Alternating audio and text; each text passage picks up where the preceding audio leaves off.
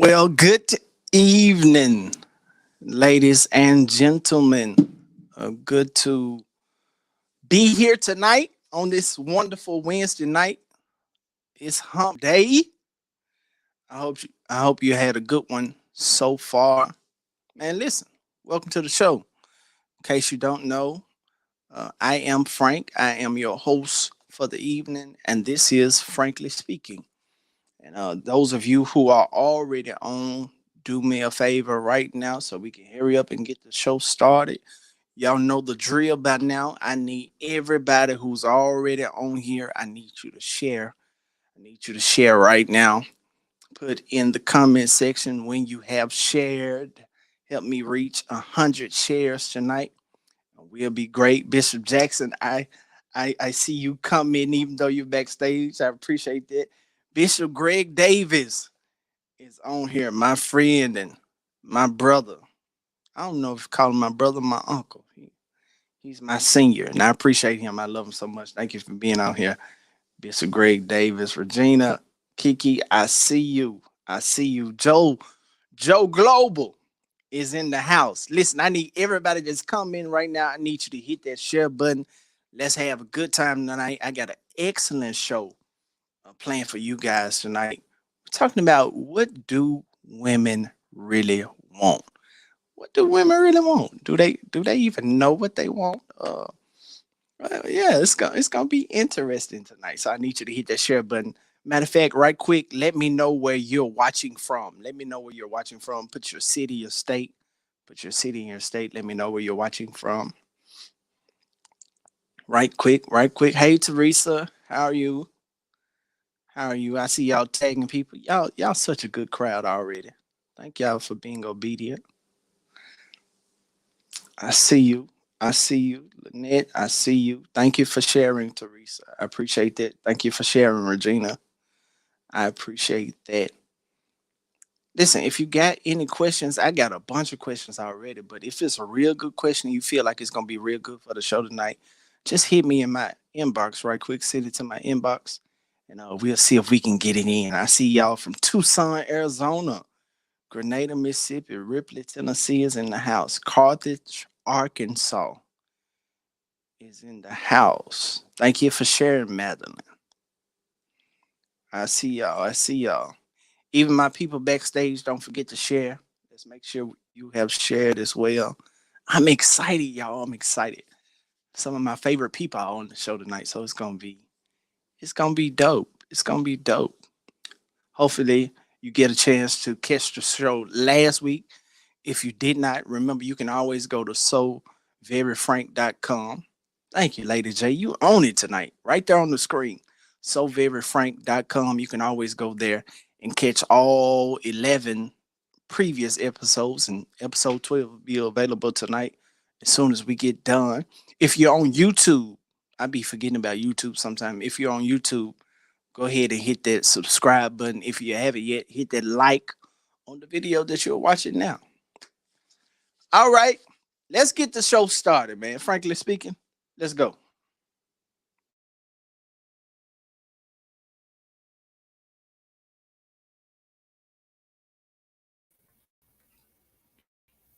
Frankly speaking, I'm here Frankly now. speaking, Let's run it. I'm here now. That's right.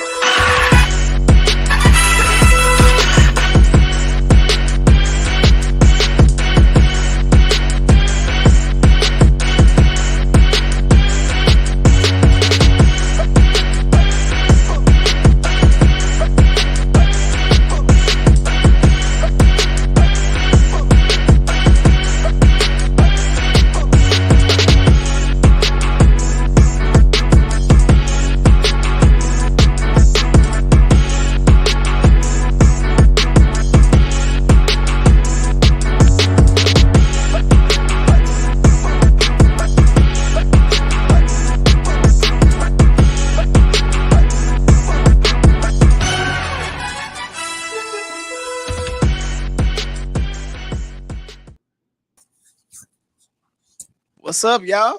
What up, though? Y'all What's good? up? Yes, sir.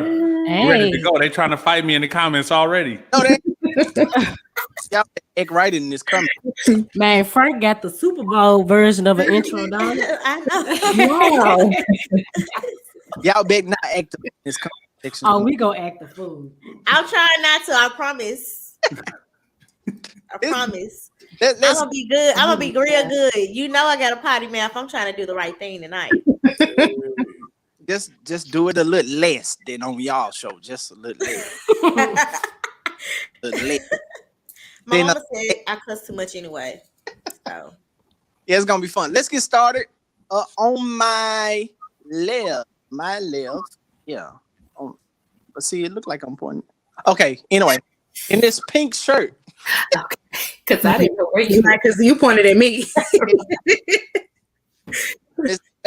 Miss Jayla, I want you to introduce yourself to the people. Let them know where you're from, where you're currently residing, what you do. Just tell us a little bit about yourself. Well, I am Jalen. I'm from Memphis, Tennessee. I currently live in Nashville. I've been here like 4 or 5 years.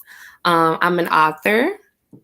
Meet Plain Jane, CEO and founder. So you can check me out at meetplainjane.com. When you get through here, just head right on over there. Frank gonna shout it out at the end in case y'all forgot. For sure.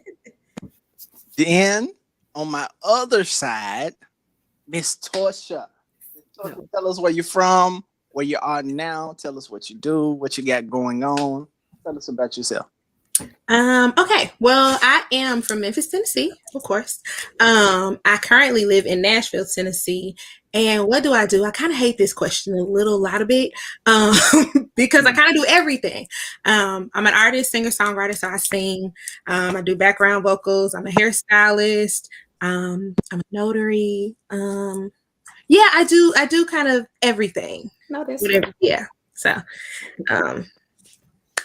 All right.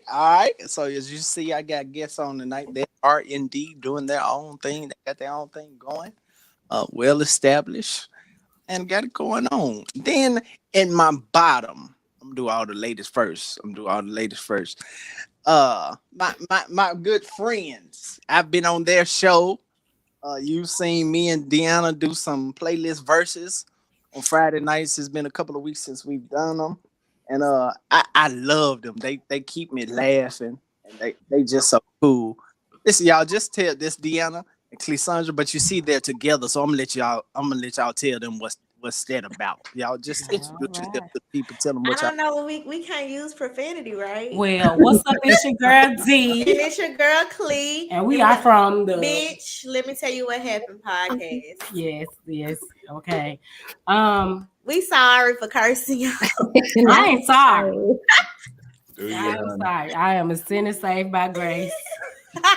And if y'all have issues, please pray for me on Sunday, please. Okay. Hallelujah. Let the Lord speak It to us. is a Resurrection Sunday coming up too. Right. Guys. So us in the I praise. am Deanna C. That's the name I go by. But on the podcast that we have together, I go by D. I am, of course, a mother of 2 beautiful children. I also am a singer, songwriter, just like Torsha, but I also perform in a corporate party band, Funky Town. Shout out to my people in Funky Town. I have my own online boutique called Scantily Clad, which is apparel and accessories. I also work with the majorette community. I do majorette uniforms. I do dance mixes. So basically, I'm a Jill of all trades. I am a job. I don't work a job. So, and then I also, Why she so rich, y'all? I am, first of all, I'm boo ratchet, I'm bougie, and I'm a little ratchet. Okay. You can't help it if you from Memphis. Y'all know how us Memphis women talk. Okay, period. But that's basically the gist of who I am and what I do. Best friend. Okay. Yeah, my best friend. This is crazy. Okay, anyway, my name is Clesandra, but I go by Clee. People probably know me as Cleonce because it's like my social media name or whatever. But I am a licensed cosmetologist. Yeah, so that's what I do. I also have an online boutique called Jewelry Box where I sell like accessories, and jewelry and accessories or whatever. And yeah, that's about it. Do I need All to understand? right.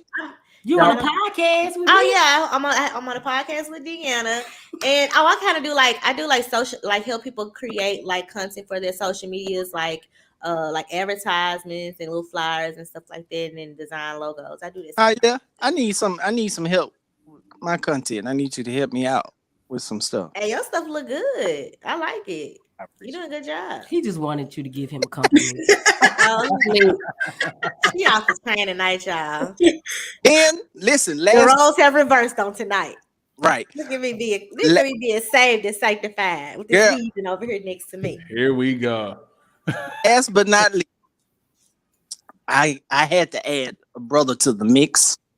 He is with us every Monday night on Bishop Greg Davis show when the right one comes. Brother, my friend, I couldn't think of no other person that would be better to add to this conversation than him. I appreciate him and his ideas. Antoine Jackson, tell the people who you are, where you're from, what you do, what you got going. Yo, what's up, everybody? I'm the only one that's not from Memphis tonight. I'm from St. Louis. Bless your heart. But you ain't even in Memphis right now. You and all of y'all abandoned Memphis. I'm in St. Louis. No, we still All right, it always lives within. Okay, you just press the right button, you meet her. Thank you.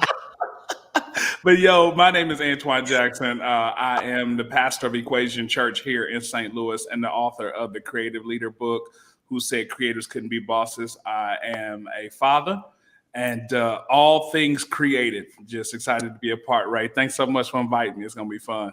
What a blessing. All right, let's get it popping. So this is a new edition. This is the first time I'm doing this tonight. This is a little segment I call, it's an icebreaker. And the icebreaker is called What the Heck? What the heck? It's an out the way question. That ain't got nothing to do with the show. It's just an icebreaker. Let's just get it popping like this. First question. Has anyone ever started a rumor about you? If so, what was the rumor?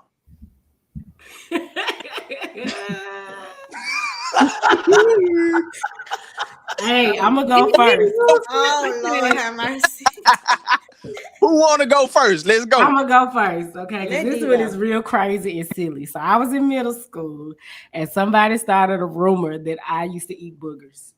No. I have no idea why. Oh, I know. I can remember. And this one. was this boy that I really, really liked, and he did not want to talk to me because he thought I ate boogers. Oh, And I just feel like that was so Screaming. messed up and petty In middle school?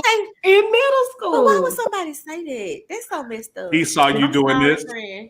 No, I don't know where it came from. It's okay.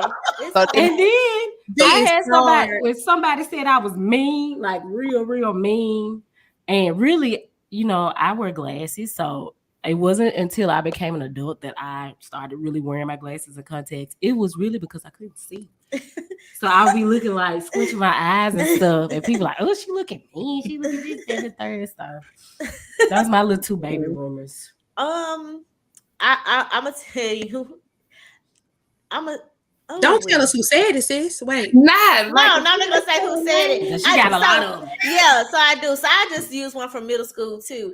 I was in middle school, and one time we had a substitute teacher in the class, and it was a woman. And I think I was like daydreaming or something in class or something like that. And some boy like had tapping it back in class. It was like Clee looking at the teacher booty. And nobody wanted to talk to me because they was like I was gay. They had made up this song, and it was like every time I walked in the room, they would sing that song. And I was like, and I remember one of my supposed friends, we were kids. And she's my friend now, but we were kids then. So of course she was like, "Well, everybody's saying that you're gay. You were looking at Miss So and So's butt," and I was like, "Really? Like what?" I mean, did she have a big butt though? Hold on. Wait a minute. I wasn't looking at the teacher booty. Like it was just like what? How So did sometimes you have some women who's well endowed and you just can't No, but I help but wasn't. notice. I wasn't though, because I remember hearing it. I was just like, what? listen? I'm like, where did that come from? Like kids, and then but come to find out it was a boy who started the rumor, and he ended up being my boyfriend after that. He liked it. Oh, wow. It was like 7th grade, you guys. How did the song go? How did I remember the song. It was like gay to the gay, Gay to the gay. Anytime I walk across, they be like, Oh, gay that to the is gay. so horrible. Yeah. Because what if you was really struggling with it? That would Jeez Louise. Baby, I had all the boyfriends in the way. Nobody, them niggas knew I wasn't gay.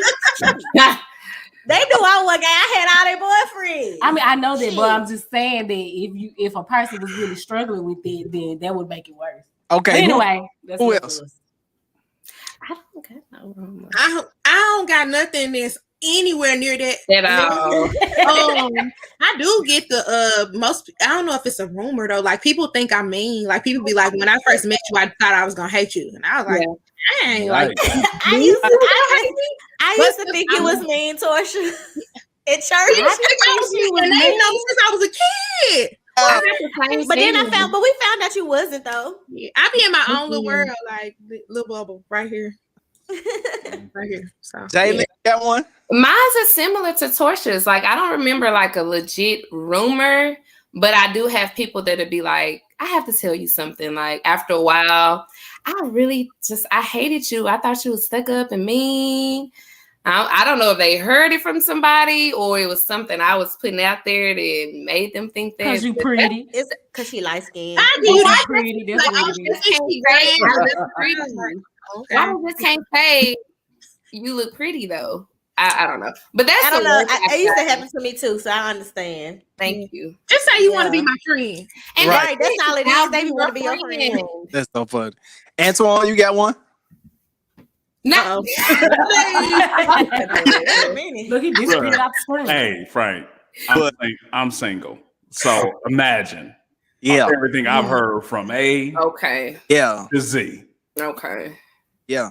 You know. All So right. that's why I did this. So, so I get I understand. I'd have heard it all. That's how it goes. It's all right, brother. You stay strong. you Strong in the Lord and the power of His might. Hallelujah. 'Cause these people getting on my nerves. Okay, Frank, it's your turn. Right. We ready. First of all, this is my show. More of the reason why you need to share. Oh my God. I can name endless. I probably the most recent one that I can think. Yeah, I mean it's These ain't middle school. no. Most recent one is this girl. Well, I don't know if it's a rumor, but she started asking people, was I gay? Because I wasn't catching on to her hints that she wanted to talk to me. So she started asking everybody, was I gay? And so. Well, maybe you just weren't interested. Yeah. Hey, Frank, you I ain't got gonna even a lie. If a nigga don't want me, he gay. No, just kidding. Right. Look, I'm just playing, y'all. I'm just playing, but I do that a lot. I be like, oh my God, is he gay? And they always crack jokes. See, Like, you that think don't make no everybody's sense. gay? You think everybody's But I wouldn't gay? go and inquire if he's gay. I'll just say it amongst friends, like, oh, is he gay? Oh, is he gay? Yeah. There is Gotta no keep in watching. between. There is no in between. Right. It's Frank. It's either we running a brothel Yeah. or we gay. I mean, It ain't nowhere. 90% of the time. and 90% of Either the or. men in church is Either either or. one or You the know they other. act. Nah, y'all need to cut that out. It don't be a gray area. It's It's no just grade. black or white. There's none of it. Moving on. That's the icebreaker. I hope y'all doing it. Yeah, the ice. It's definitely broken. All right, Left it. let's get into the meat of the show. Here we go. The topic for the night again is, what do women really want? So let's start. The money in the car, How- love in the clothes. How big are first impressions for women? Very big. Yeah. In what way? What's a way a guy can ruin himself having chances with you? Soon as he open his mouth, That's it. you Because can most look of the so time, you're like, oh, fine. anybody can be cute, but Right. I don't really gauge it based upon. So anybody can be cute, but you ever met somebody and as soon as they open their mouth, you're like, next caller, please. I'm not interested. I'm married. I just don't have my ring on. God bless you. I don't know. For Clee, it's their teeth. Yeah, Their definitely. shoes. Let me speak Definitely correct their English. Yeah, it's Careful because of the shoes. definitely teeth for sure. If you open your mouth and I look like, ooh, it's not gonna happen. It's just not. Yeah, I don't care how fine you are when you close that mouth. If that teeth, them teeth. I am done. I do It's think over first with. impressions are, for me, they go far only because I feel like I'm a blunt person. I'm straight to the point, and to some people that would be overly confident or arrogant. So if I'm dating a man or interested in a man and I see him, as soon as he opens his mouth, it doesn't exude that little chemistry wavelength. I'm probably not gonna be. I need you to be quick like me, and if not, usually that's like. I wouldn't dismiss him completely, but I do think as soon as he opens his mouth, he needs to choose those first words carefully because I'll be gone before you can finish the sentence, depending on what you say. So the first sentence got to be real quick. Be intentional, sir. Very. Antoine, I'm tagging you as my co-host tonight. All so right. Okay, cool. Point No, I'm taking it all in. I'm receiving first. He wants you to jump in and save him. That's what he's saying. Maybe we should have just let you go first. Then. Help me. You see how Torsha acting already? right. I was saying we should let you go first. No. No. Nope. What do women want? I'm here to listen. It is. Oh God. So let's. Here we go. You know, What's the best why we can't ask what men want? We can do Well, that. that's about what women want. First of all, Marquise, yes, it's our way or the highway if you approaching me first. Yeah. Like if you're interested in me, yeah, like what I want and desire in a man or what I think is attractive in a man is what I think. Which brings me to my next question. Good segue. What's the best way for a man to shoot his shot at you? Be assertive. Like, don't beat around the bush. Don't expect for me to guess. I had an experience, and this is the best one. Like most dudes, they'll try to be like, ask a friend about a friend and be like, oh, don't do that. Open up your mouth and speak. He simply walked over and said, hi, my name is such and such. Nice to meet you. Blah, blah, blah, blah. And he walked off, and I was like, that was good. Right. It was really, really simple. But instead of all the other girl, guess who? Leave me alone. So did he get the number? What? Yeah. Get the number. I mean, yeah, he did, but he did ask me for my number. But yeah. Okay. What was the question again? I just said They not listening. He said, what is the best way for a man That's what I thought he said. Yeah, to approach you, to shoot his shot. The best way would be, I think what she said, assertive. Yeah, Just come straight up. I don't even care if they asked around, because then to me, that kind of makes me feel like, ooh, you inquiring. So, okay, you really want to know. You asking folks. So I don't really mind the whole, like, you ask a friend of a friend. But when you do finally make your approach, just be very assertive and sure of what you want. Then don't come trying to approach me and you are all over the place. You need to have already been the thought of what you was going to say once you start talking. That goes back to the confidence. Just know what you're here to talk about, and then we can go from there. I agree. For me, I like it when a man cracks a joke because I like to laugh. And I'm always like cracking jokes and chicken and stuff. So that's to me, good too. That breaks the ice. You know, even if like it's a compliment or something, I like that. Like, if you make me smile or laugh, 901, just go ahead and put my number in there. And I like to. I'm the same way. But see, this is the thing though. I'm always talking to a funny nigga, and end up looking like a fucking clown. You know what I'm saying? Wait, oh, it made me laugh. Watch me be good in the beginning, then it get on your nerves. Right. He made me laugh. He make me laugh, and then you know what I'm saying. Now I'm looking stupid. So what if can he he start off like, we from Memphis, so checking is slicker love language. So what if he just start off, he just met you and he already checking you? Like, is that that's happened to me. It depends on that won't bother me because I'm gonna check him back. Right. It just depends. Him off guard. Yeah. It just depends. It depends on what you say, because I may hit below the belt, and then now we done just messed up the whole intro.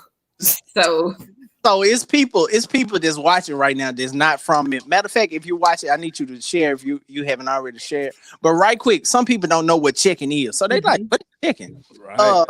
Clee, give me an example right quick of what checking is. How really you gonna put me on the spot like that? I feel like he volunteered himself to be text. Educate me from St. Louis. Educate me from up north. What's I checking? don't know, like what y'all say, Jonan? Oh, we say Joan. Oh, so Jonan. Right. I don't know. Oh, What's okay, the gotcha. Okay. Jody. We Joan up here. Got your good clothes on tonight, though. Oh, looking. Right. Never beard daddy. Oh, ugly. You know, right. Like, you look cute with your little ponytail, dog. Look, right. Little ponytail, man. So this My Little Pony looking at him. You got shining me. all right. So this checking. All right. So he shot his shot. He done shot his shot now. So what would be the ideal first date for you? What makes a good first date? Some real romantic shit. It gotta like some shit out of fucking movie. That extra as hell. Cause I'm extra. Okay. Yeah. Okay. I'm the opposite. I want to do something fun that like shows your personality, because I feel like if you try to romance me on the first date, I'm gonna be weirded out, and I feel like you try to do that with everybody. Like your goal is you just trying to knock everybody down. I like romantic ass shit. So for me, like we should do something fun, like do. But and even if you want to do it. You want to go swimming? Y'all swimming. Let me see. Look what you want to do. You trying to put her in a swim She want to go swimming. She want to go rock climbing. No, we can go. I go rock climb. We can go walk a trail. We can go roller skate. Like, but not swimming. Don't ask me to go swimming on the first date. I like that to keep it simple.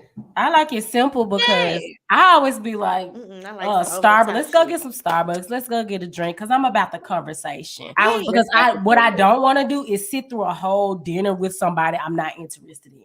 I'm drinking something quick. You know, you need to get some ice cream or something. I'm gonna talk to you a couple of times and know I'm interested before I even accept a date. But like, if you meet a person one day and then they like, let's go out tomorrow. But people can pretend like over the phone, like in person, you actually get to feel them out. Mm-hmm. And so, and it could still be a no when you meet them in person. You could like them on the phone and meet them in person and be like, nah, this is not what happened. That's very true because it definitely has happened to me. Me and this guy was talking. We knew each other from like back in the day. And then we kind of like got reacquainted as adults. And then we were talking and stuff. He was living in Atlanta and I was here. We was talking. We was doing this for like a month or two. And then I went down there to see him and it was just like, it went and left so quick. And I was just disgusted after that. I wasn't bothered. It wasn't it.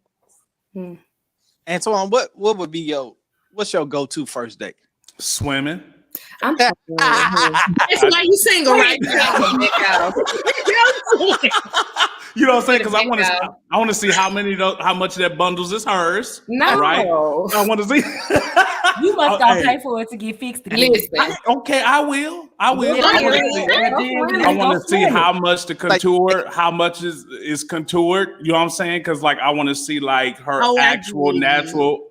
You know what I'm saying? Her actual natural beauty. That's why you want to go swimming. I understand now. You see what I'm saying? Like I want to see. I want to see her in her fun element. You know, that kind of stuff. You want to see how bad it can get. I gotta see how much money I gotta keep. You know what I'm saying? I gotta keep on deck. You know what I'm saying? Because she need her hair did. She need her hair done. She need her face her hair did. www.hairbyklee.com. I wanted to. I mean, I'm with makeup. I'm with makeup. You know what I'm saying? Like I'm with a nice beat face. You know what I'm saying? But I just need to know like how much. You know what I'm saying? How much I got to put up to make sure she keep her face. I'm not upset with you at that because we've seen some takeovers on social media, and I was like, "That is gotta be ashamed. That's not her. That's not right." Men be catfishing too because men be using those filters too. They all they pictures and take it off, and you got to furnish their bed. All them hats. Y'all had them hats on. Them Let lace me get that fronts. spray painted line. We can go swimming. Come on, let your man walk out. Like you said, them lace fronts. Men got lace fronts now, y'all. Yeah, you know. Yeah. You can put your fake beard and everything. That's right. It's on both sides, so we all going I swimming. know. You know exactly. See, this is an insurance policy, so you can see if he got all that. You know what I'm saying? That stuff in his head. If his beard is real, you know what I'm saying? It's all of it. I Yeah. understand. Let's just put it all in the pool. You hear me? That's it. Let's watch it all. Wash it by the water. That's it. See how Tell it all. elves are no longer with us when we get out of it. All right. Ladies, do you shoot your shot? What's some ways that you Hell can no to the no. that you're interested? Hell no to the no. Hey. I do.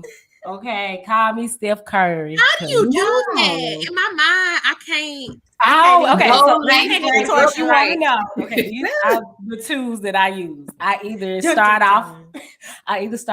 Where do I think I know you. Like, where do I know you from? Okay. And we always have like a whole conversation, knowing doggone well I don't know this man from Adam. Who is this man? Or I may, either check them, or I may come to They them. might work down there. Nice. She sound like a pimp. They kind of Men are not used to. She is a pimp. Men are thank not you. used to being complimented. I am not a pimp, okay? She just crush a lot. Yes. Men are not used to being complimented by women. And Facts. words of affirmation is one of my love languages. So that's Most how I men express when I'm interested in somebody. I compliment them all the time. Oh, you look nice. Oh, you got a really nice smile. Oh, I love y'all hair. Well, they love you then, sis. Pump them heads up. I would She's gas an a ego man up. stroker. I do. Write a book, ma'am. Write a book. Because like I say, men like to have their ego stroked and women like to be validated. Yeah. Yeah, I wouldn't say I shoot my shot because I'm just maybe too traditional and old school. I think that men need to be pursuing me, but I will let him know that I'm interested and he can do what he wants to do with that. So similar to her, I'll probably compliment him. Yeah, and then he can go do what he want to do with from there. But I'm not about to come up and sweet talk him and I'm not doing that. Now I have before. I used to have some lines and they was good. I walked up. I'm like, can I get your jersey? He like, what? I said, I just want your name and your number. He was like, oh, girl, let's go. I said, okay. Let's go ahead and go. But I'm usually not like, I don't want to, I'm going to let you know I'm interested. And then if you interested back, you gonna follow up with it. The most I've ever done is like stare a nigga down.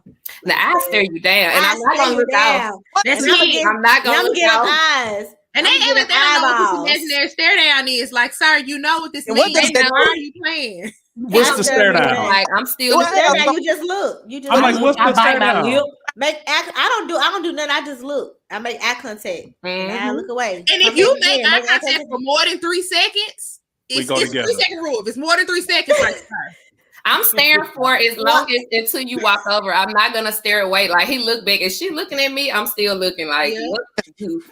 I'm learning a lot tonight, Frank. Let's stare down. I'm single. I didn't miss all kind of cues.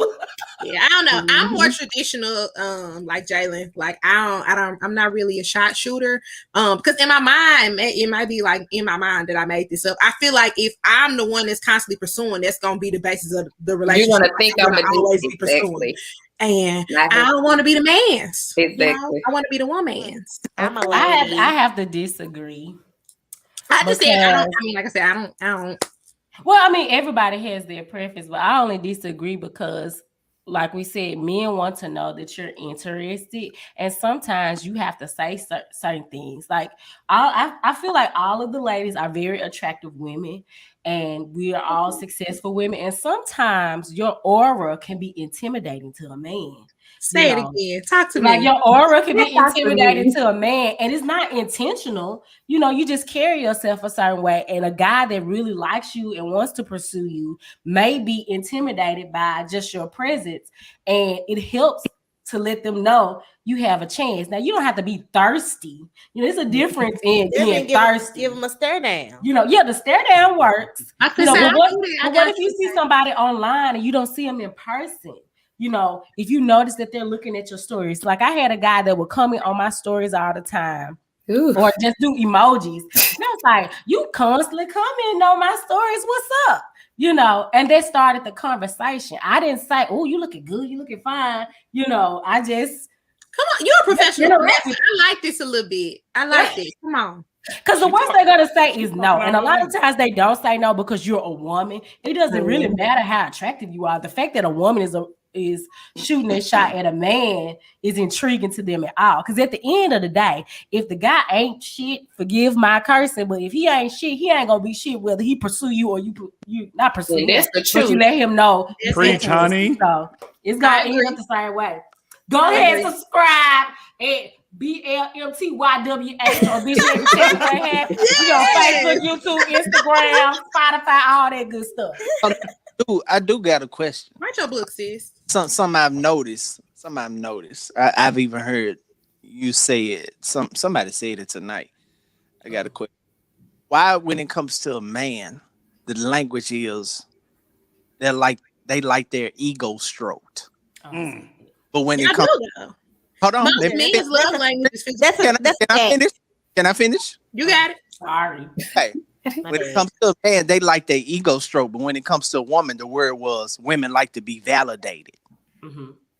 So why is there a difference in the language Why is he gone? between? You always trying to check out. Come back here, sir. Well, I was the one who said it. But We talked men, about this on our podcast, which is why just going to tell you what happened last night. We talked about why validation for y'all, but ego stroking for men? Because men have egos. Yeah. No. Okay. So I women got don't. one too, Y'all so don't? I'm gonna say I got a little Men baby got bit to of be- we both gonna have an They ego. want, when they want to be Um, complimented, uplifted. They So want do I. to feel good.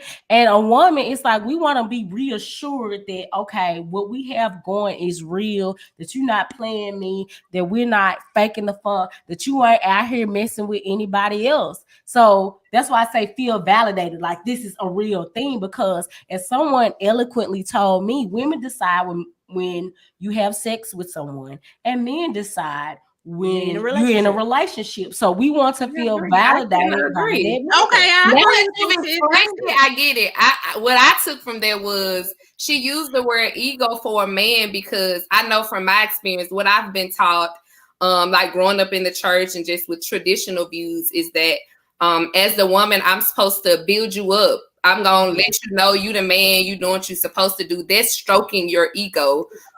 Whereas for me, I don't need you to tell me I'm strong. I want you to let me know I'm safe and secure. That's where the validation is coming from. There Yes, we go. girl, you said Right. it, baby. You got it. Okay. She gave I us like the good it. version. Okay. He don't like it. He don't like it. You don't like it? You don't care what we like. It's about what women want. That's exactly. See what I'm saying? See, I'm just going, all right, okay, I'm I feel learning. like you should come on in the room and give us. Okay. No. You the sounding board This is what do women want. Come on, Just ask trying to keep the Okay, peace. He well, just I'm trying just to gonna, keep Frank from getting attacked. I'm just gonna say this. You know what I'm saying? How about this? Men want this exact same thing y'all want. Exactly. And I think the reason why it is important for y'all to hear from a man is because when you use the word ego would say that I'm not actually a human. That there's something other than my own natural desires, that I want to be affirmed. I want to be respected. I want you to say I look handsome. That's just normal stuff. And so it's not necessarily feeding my ego. It's actually making me feel more secure with you. Because as a man, I want your voice to be the voice that I hear in my head. So I really want, because that's what we want. Be doing everything she's supposed to do at home. No. I'm gonna tell you what. I'm gonna tell you my little tidbit on it. What I think. Okay. What do women want? What I was gonna say is, with men, yes, I do agree that men definitely want the same thing that we want. I think the only difference with men and women is timing. you know, the timing is always off with men. It's just you just got to catch a man when he ready for that. When we always ready for that, because that is very society is always telling us that that's what we grow up thinking, we got to be wives and mothers and stuff. You know what I'm saying? So we always ready to be a wife and a mother. Men, they gonna be good. Because I always tell my friends, like, he might not be ain't shit to me, but it's gonna be somebody on later on down the line that he gonna treat her like how she's supposed to be treated, because it's timing for them. What else? We always ready. We gotta wait till they get ready. So that's why I always say it's easier for single men. It's always easier for single men today than it is women, because we really waiting on y'all. We have to wait for the motherfucker to come to us. What? Yeah. No, like I had a guy actually tell me that he was like, it's a timing thing. He was like, and this is what he said to me. He said most men don't marry the woman they really want. It's usually the woman that they with.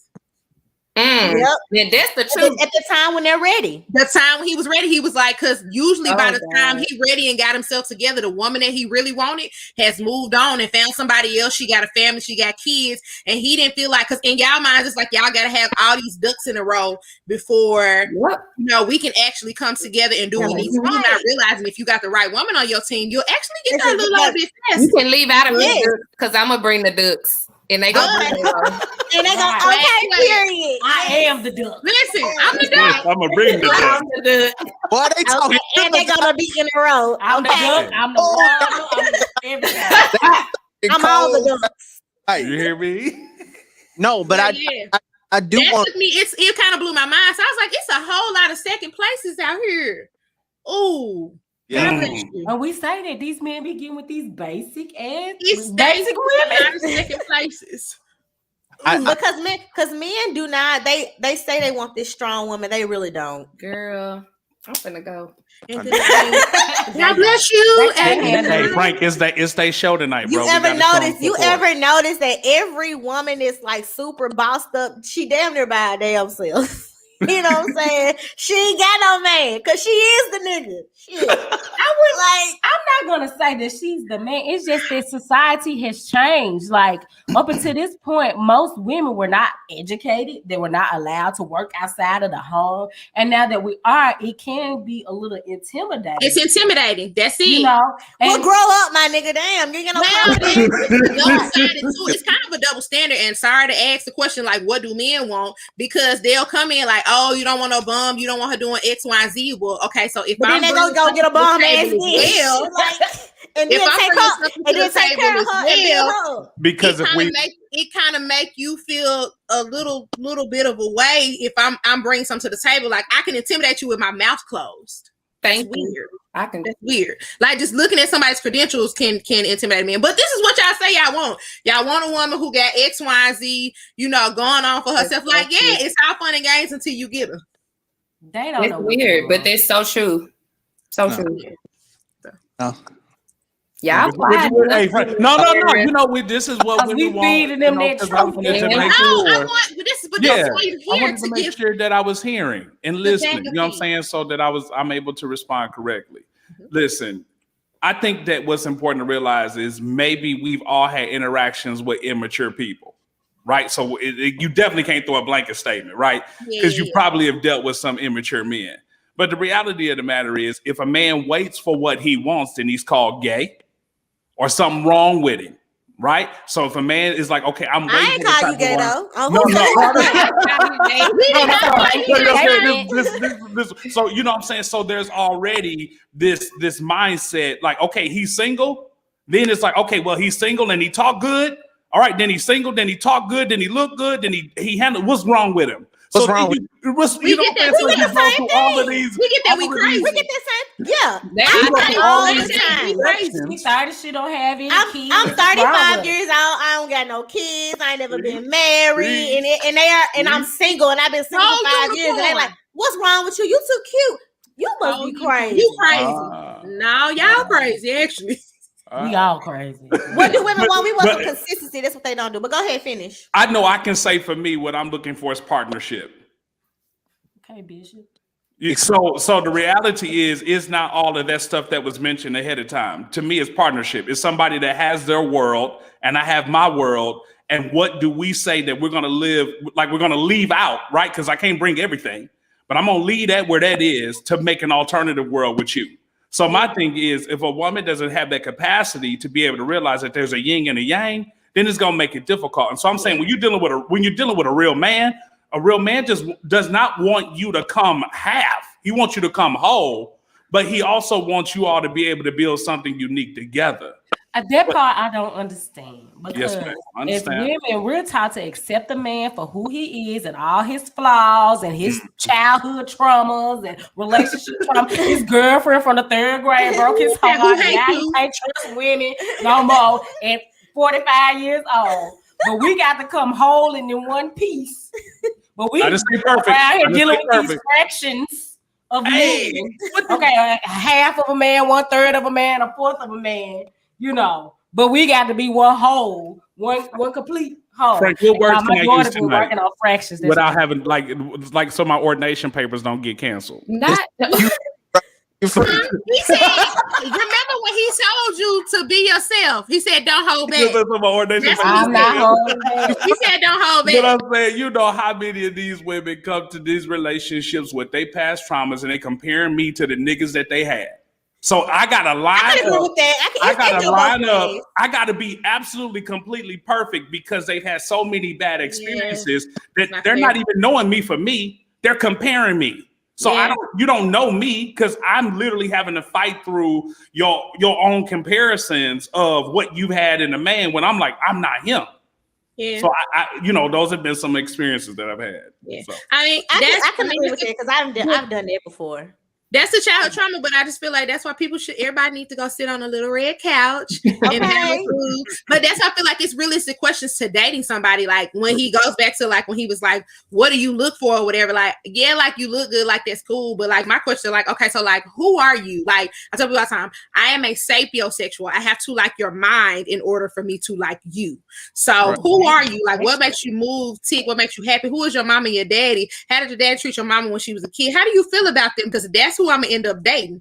In actuality, not who you are, the representation of who you think you're giving me. Like it's really who you are at your core. And a lot of people aren't really ready to dig into this. Most people are scared of the big V vulnerability. They scared of it. Because a lot of black men are not. They grow up. They're not supposed. Don't cry. That's weak. Black men aren't really taught to show vulnerability, but women we are. That's why we so sensitive. Shit. I don't get to feel that the whole men don't need to cry. I don't know where they need to cry. And any man that I have dated, I let them know up front. First of all, I'm a crier, so I'm gonna be crying. But let me tell you something. If you want to win some cool points and you let a tear fall, I'm going to lose it. But in a good way. So if you got to cry, if you in hot water, you they making notes. Okay, cry. No, I think that starts at a young age. Like I have a son and I have a daughter. So with my son, I try to encourage him to express his emotions, in a healthy way, because if you hurt, if you sad, that's a real emotion. It's what you do with that emotion that matters. And a lot of men don't know how to process those emotions at a young age. So once they get to be grown and they're in a relationship, it becomes very difficult. And we have to basically, I don't want to say retrain or raise a man, because you can't raise a man, K. Michelle. Okay. But we have to encourage them that it's okay to, like everyone said, be vulnerable. It's okay to be, sad or hurt or disappointed and not look weak. That's a natural emotion. If you were not supposed to feel that way, God would not have given you those emotions. It's what you do with those emotions. Yeah. I will say this, the way to get that vulnerability out of that man, though, is through affirmation. Yeah. See, that's you know what I'm saying? So there are people asking questions like, well, what is a real man? Well, a real man is self-aware. Not perfect, but self-aware. So the reality is when you affirm that man, that's what gives that man your heart. That's why you can sleep with a man and you not have his heart, because you're not in his head. Mm-hmm. That's what words do. Words is when you affirm that man, you get in his head, and that's what makes that man feel safe with a woman. So what a nigga want to hear? I will Let me say, know. like historically, That's why we like our heads to be rubbed. You know what I'm saying? We lay in your hat. I am an I mean, head rubber. I will rub rub heads. some I done hair. said that scratching my scab. I did all that shit. And he still ain't shit. No, but you got to rub it, and you You got talk in his to ear. You got to speak. I did all But that. I can speak to the point of the affirming part. Like most people's love language is affirmation. They're either affirmation or physical touch. One of the two is their main love language. Because it's literally all like men like physical touch. All men. It's not a man in this But if you world think that don't about it, like you tell a physical man, touch. like if a man did something, you be like, oh babe, I like the way you did that. He gonna try to do that again to the best of his ability, like every single time. And you know who I learned that from? I learned that from my daddy. Like watching my dad, I was like, Lord, y'all really are. Y'all really are. Say nice things to us. Just say nice things to us. Yeah. That's why Once again, like I said, stroke they his the ego. Right. It's Nah, the same thing. It's the same thing. no, I don't like that connotation because ego tends with a negative connotation. And I still don't understand why when it comes to me, It don't have a negative connotation to me. I think it's depending upon who ears it fall upon. Because I don't feel like if you say something about your ego, that means you. Maybe because I've been told I have an ego, I have a different perspective. Got a big ego. So that's what I was thinking about. I mean, you know, I but think I feel like I want you to have a little ego, like right. Be the peacock, spread your Ego feathers. is self-esteem. I want you to have a lot of self-esteem about yourself because I do, and I'm not gonna DM mine. They must not up to par. So right. I actually don't really lean to men if you don't have somewhat of a. I need you to know who you. I tell you about it. I need you to know who you are outside of me because if you don't know who you are and you come into my world, you'll get lost. Right. Let's not do that. Right. That is a good point because like I know a lot of people in this city and I'm kind of well known and most of the time the guys cannot handle it that date me. It put them in an identity crisis and they get lost and they be jealous and I'm like what the hell? The worst I'm thing with is you, dating and having a jealous partner. Ooh, child. I was married to one. Oh God. All right. Can we delete that part? We be real. We're live. Okay, we're live. Well, all right. Let's move. Y'all kind of touched on my next question. Because my next question was what does being vulnerable look like? Y'all kind of tapped it, but let's talk about it some more. What to you specifically? What can a man do to show you that he's being vulnerable with you? Be emotional, like don't be emotional. Well, not emotional, like with like a bitch or nothing like that. What I'm saying is, I'm saying like let me know that you like me. You know what I'm saying? Don't be all of that waiting. You know how like I'm dating right now and it's always like who gonna text who first. Like it's okay to text me or call me when you want to. It's like nowadays dudes just kind of wait for you to make the move and all that stuff like that. Like if you want to talk to me, just call. If you want to text me, just text.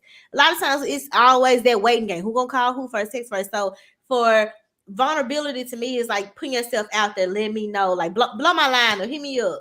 Let me know you thinking about me. Text me throughout the day. You know what I'm saying? Spend some time with me. Take me out on dates, stuff like that. Like stuff like that. That's what vulnerable looks like to me. You kind of let me into your world. I think being vulnerable to me would look like you being 1000% honest. It's so hard when you're dating, you tell mistruths, you leave things out and because you're afraid or it may be too early for me to divulge this information. You truly letting your guard down and being vulnerable to me would be you being brutally honest. It doesn't matter what I'm going to do after you say it. If you tell me the God honest truth about everything, that means to me, you laying it all out there. And it's like, you're going to do what you're going to do with it now. You want to still talk to me or That's not? A good one. But That's good. I like half of the truth, half of the story. You leaving stuff out. You're not letting your guard down. Give me all the information and let me decide if I still want to talk to you after that. But if not, you're not being vulnerable, which means you're not being honest. The girl I was agree. good, girl. I wish That was it makes freaking me- good. It makes me think about, like I tell people all the time, like, you don't got a lot to kick it. If a woman really wants to mess with you, Listen, tell her the she truth, she'll lie gon- to herself. Thank you. She gonna still Right. talk to you She'll anyway. lie to herself. She'll do it anyway. But I think of the aspect of vulnerability. I think the other facets that you guys named are a part of it too. But for me, it also goes into that component of like digging deeper. Like, who are you really? Like, what do you want to be when you grow up? Like, I love to sit and watch the person that I'm dating. Like, I just love to watch them talk about the things that they're actually passionate about. Have you ever And they like just watched the keep light going. come into somebody's eyes, like when they're talking Mhm. about something they're genuinely interested in? And like, especially when it comes to a space where like they can teach you something that you've never seen before by getting to know like those deeper levels of their personality and why they're wired the way that they are. So yeah, I mean, but I feel like that's something that comes with time because you don't necessarily share your life plans with Anybody. everybody or random people. So Yeah. I would say someone that's sincere, you know, that their intentions are to just be themselves and be open. And I know I'm saying some of the things that the other ladies are saying, but I'm just speaking for myself. What I feel like is vulnerable, being able to express what you're really thinking and how you're really feeling. And like Torsha said, you know, your dreams, the aspiration, what are your goals? Like that, to me, that's very attractive and very intriguing to see a man speak about the things he wants in his life, you know. And I also, y'all, I'm just rambling at this point. I'm over here. want him to be I'm over here sincere like at I'm the thinking end of to the day. myself. I'm like, friend, what the fuck? I'm trying to sound real educated and real sage, but I just want him to be sincere. Bishop. Don't do that.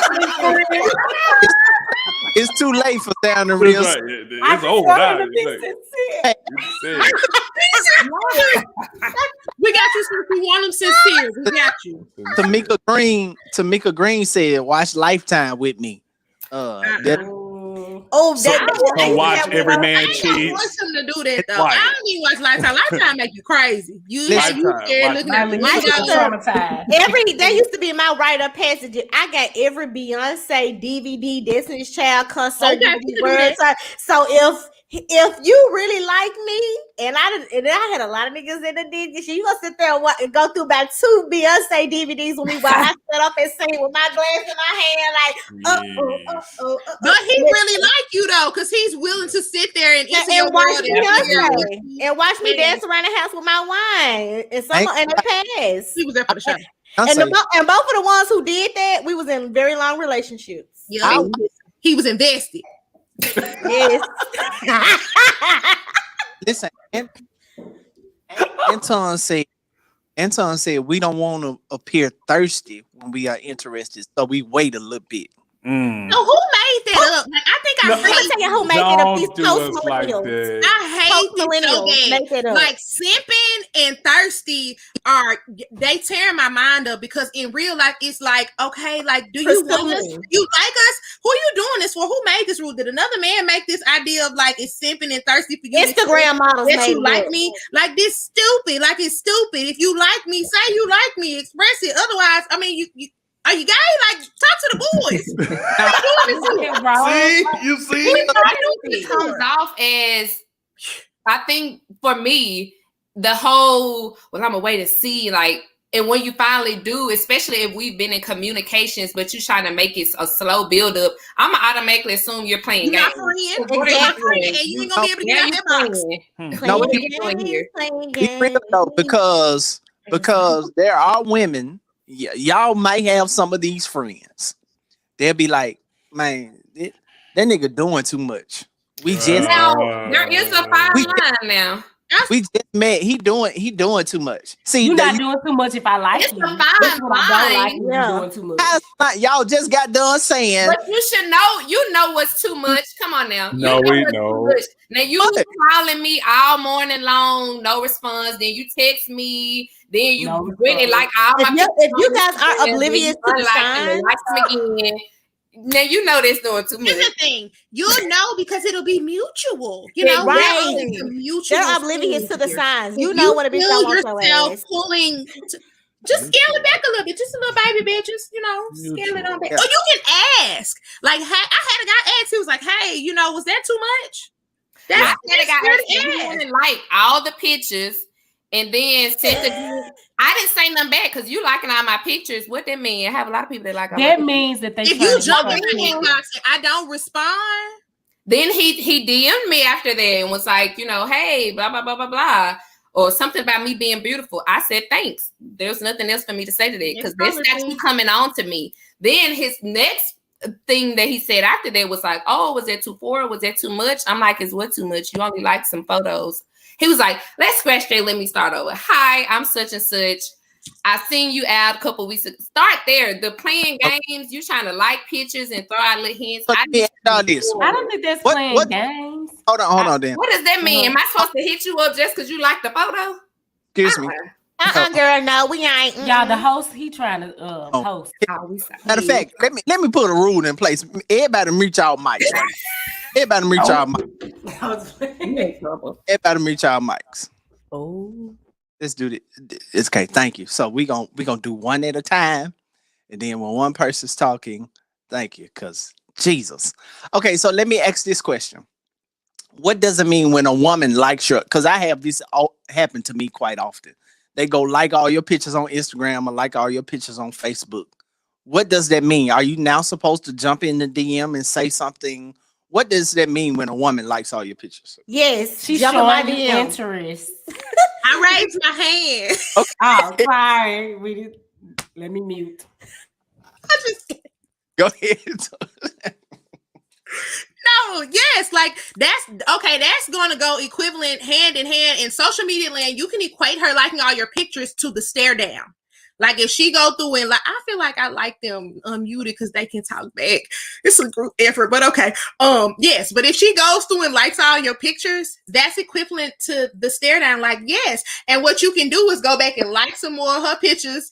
And then it's like, it's like, what's the little app, Tinder, Bumble, when y'all got a match. It's like, oh, okay, we both in here. And then you can make your little casual conversation like, hey, I'm,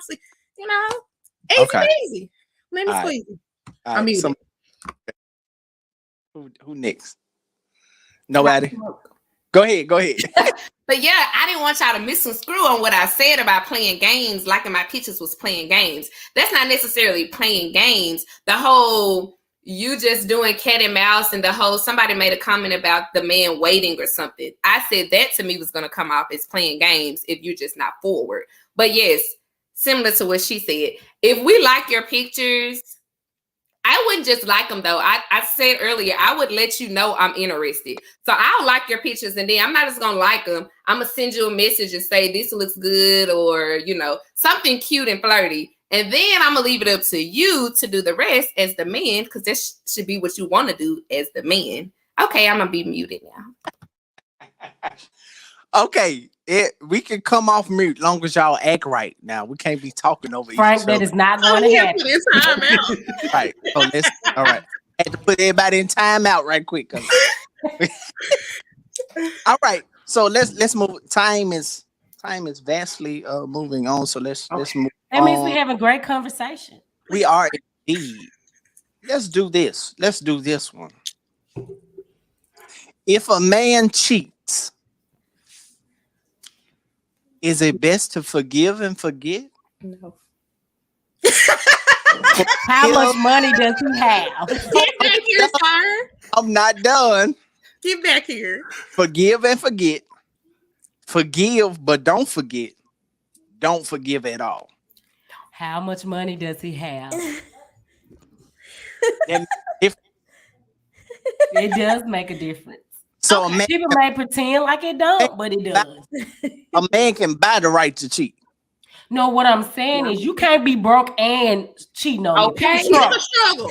Okay, you either be rich and I may have to overlook some stuff, or you gonna be broke and faithful. Okay, but you don't get to do both. You don't get to do both. We know that's not true because we all know somebody that's being cheated on right now. Yeah, but I mean, I'm talking She about was me. speaking for herself. She said, "Ask for her house." Thank you, Tori. You can't be both. Okay. You got to be both handed. But I always tell my friends all the time that cheating is not a deal breaker for me. Like, I don't know. I mean, when I say deal breaker, like if you are just like consistently cheating, like you got a whole sad bitch, like no, we're not doing it. But if it's like an isolated situation, maybe let's say if we at a rocky moment or something, you know, we going through something and you slip up some kind of way, then to me that's possibly forgivable. So that's possibly forgivable for me as long as it's not like repeated. But see, I'm gonna say this because that's something I dealt with in my marriage was infidelity, and now that's a deal breaker because it's a choice. You're making the choice to step out on the marriage versus coming to me and having a conversation and saying, "Hey, I am not happy. Let's try and go to counseling. Let's pray. Let's get self-help books. Let's do something to prevent me, stepping out. I would rather you do that than for you to cheat on me. And then I have to go through the whole process of being angry and forgiving. But I say that because as I have gotten older, because I used to feel the same way. As I've gotten older, I understand, like, especially like when you're getting physical, like sexual. Sometimes for men, sex is just sex. It's that may be the case. It don't be nothing more, nothing less. But it's just that it is what it is. But I'm speaking from now, if you emotionally attached to a motherfucker, then yes, I got a problem. But I'm speaking from experience. I'm speaking from experience. That was one of the biggest. You paying her bills. You doing a little bit too much. Then yes, that's a problem. Oh yeah, that's now a you problem. can so smash LeBron because we going through it, and you was feeling some type of way. That's one thing. No, I still say. At my age, being 35, we should be able to come to the table and, hey, I'm not happy. But that's the problem. A lot of women and men don't like to hear when their partners say, I'm not happy.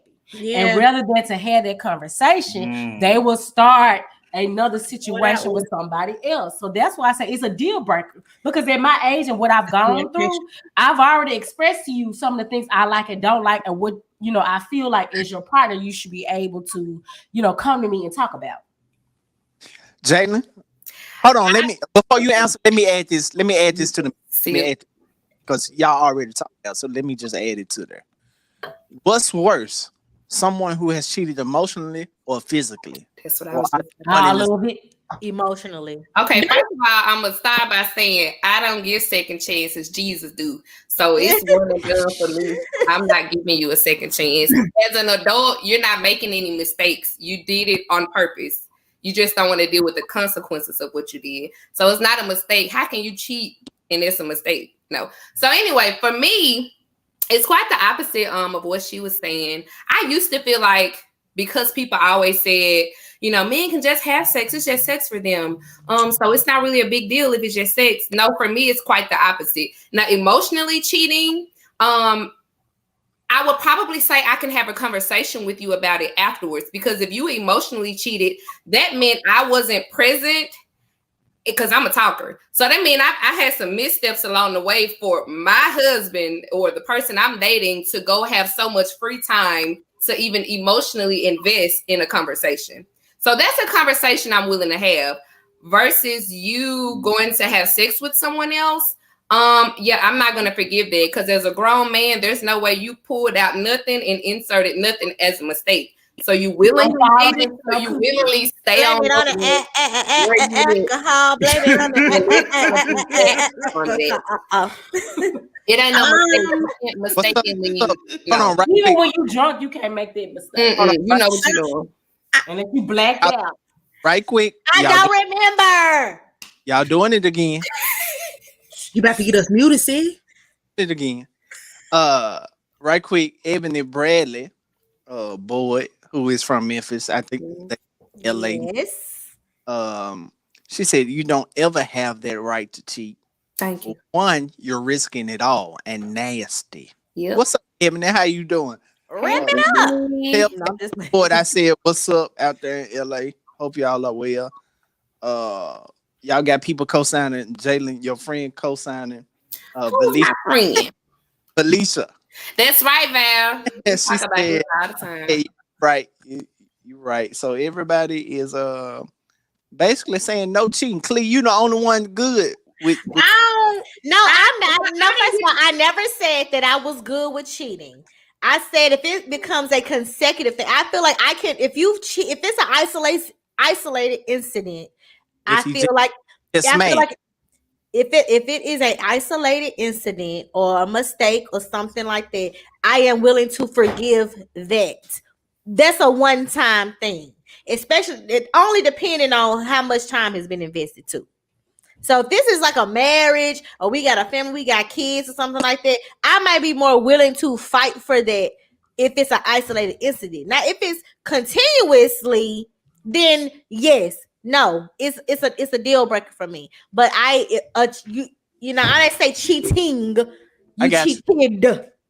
Well, So I got a question for you, sister. Why you gotta be the one to? You said I may be able to deal with it. Why do you have to deal with it? Because if you cheat on him, do you know he's gonna leave you? Whether it's an isolated incident or not, he's gonna leave you. But Yeah, there he could. But you what have to deal with it. women, we're wired differently for that, though. Yeah, we are because I'm like not. typically, but and I said this because I just you know what women like you said we are groomed that way.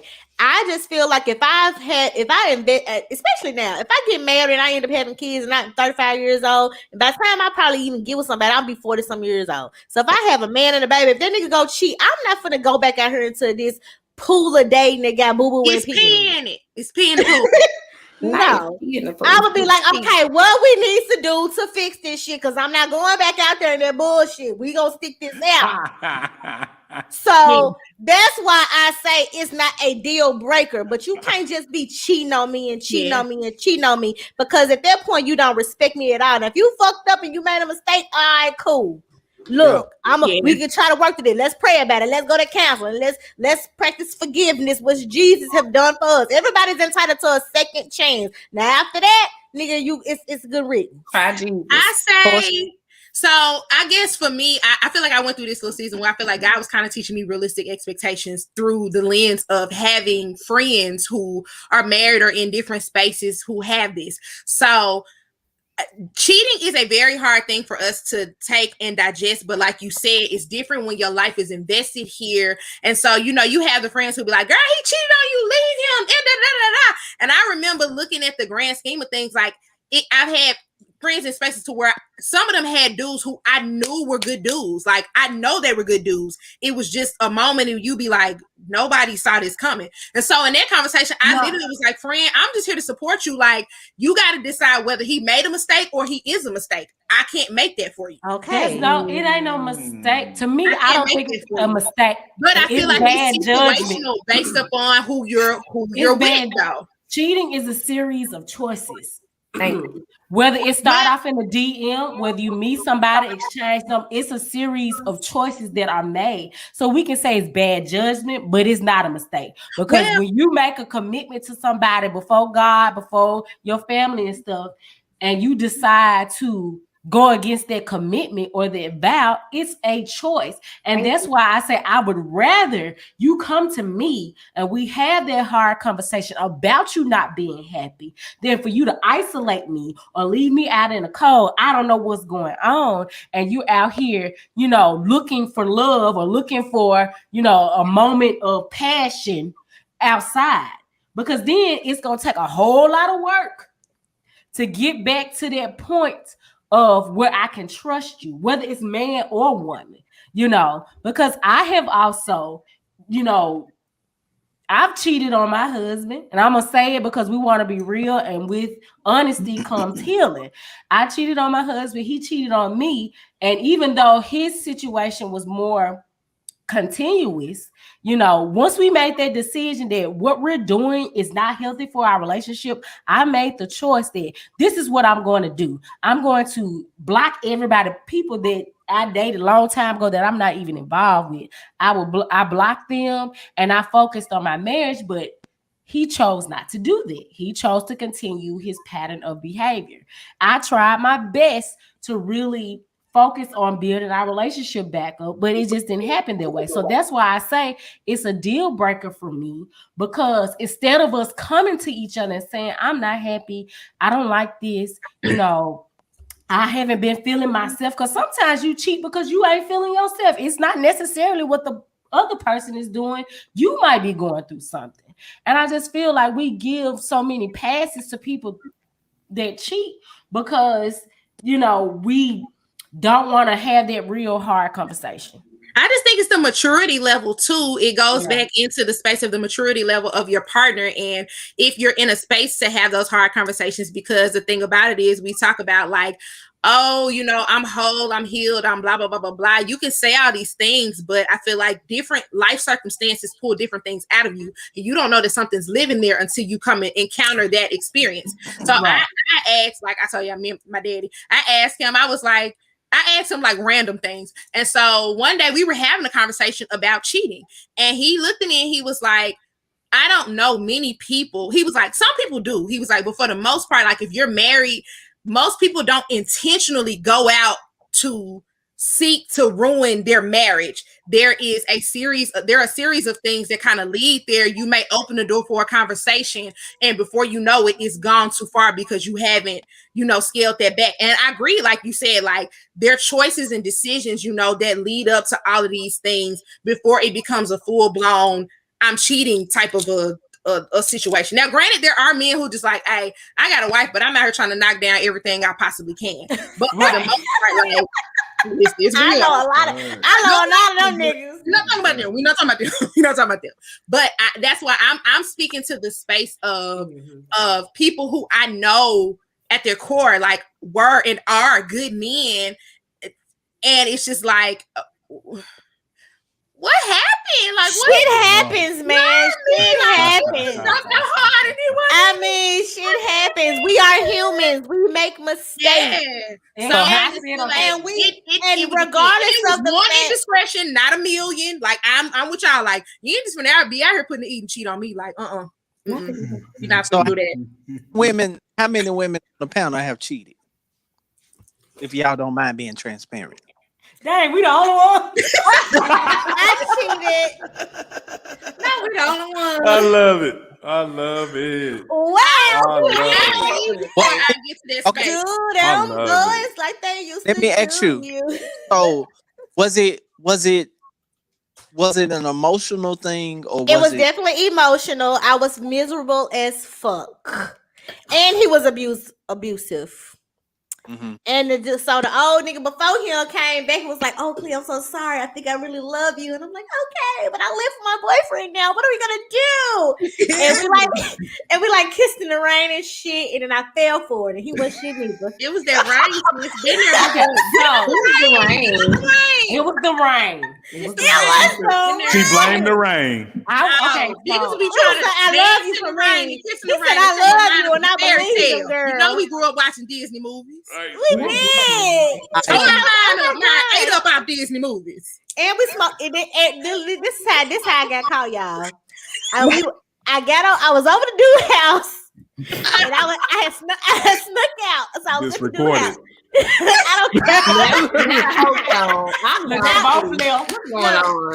I was at the dude's house. We had decided we was gonna smoke some weed. At this time, neither one of us smoked. So it was like we smoked like a half a blunt, and we was high. I done fell asleep. I wake up at 5 o'clock in the morning. I live with my boyfriend at this time. I wake up at 5 o'clock in the morning, and I look up. This not my boyfriend. This is the other nigga. I look at my phone. This man done blew me the hell up. I call all my friends. Okay, I was with you. We stayed at a hotel. We stayed at the Western downtown. Okay, this is where we at. And man, I was like, I waited. I didn't even go home. I waited at the dude's house until I knew that my boyfriend had went to work the next morning. So I came home. I'm in the tub and stuff. This nigga came home on his lunch break. He sat on the toilet while I'm in the tub. He was like, "So where you was at last night? Let me see your phone. Let me see your Snapchat. Where you was at last night? Where you was at last night?" And so the Snapchat. He knew. Because he know that if I'm out with my girls, we snapping up. We like, "Yeah, girl. Okay." Ain't nothing there. I didn't have no videos. Okay. No pictures.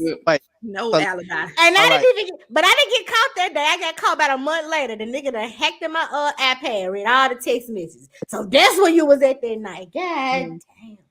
Wow. He smacked the shit out of me too, y'all. Outside. That's not funny. That's not funny. That's not funny. I'm not making fun of you. But that nigga smacked the hell out of me. Sweetie. Let's segue. Listen, I told y'all tonight. I was going to say because I told y'all tonight. You was know gonna- who I'm talking about? I said that. I want to put my 2 cents in. Hold on. Put y'all mic on mute right quick. Put y'all Man, we in trouble again. Damn, No. clean.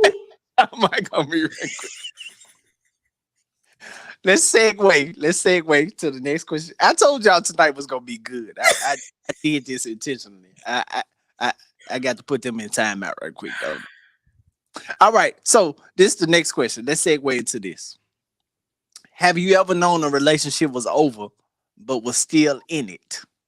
Yes. Okay. Let me tell you what happened. Let me start. Okay, because y'all, I was married for 9 years. Okay. She was ready to go.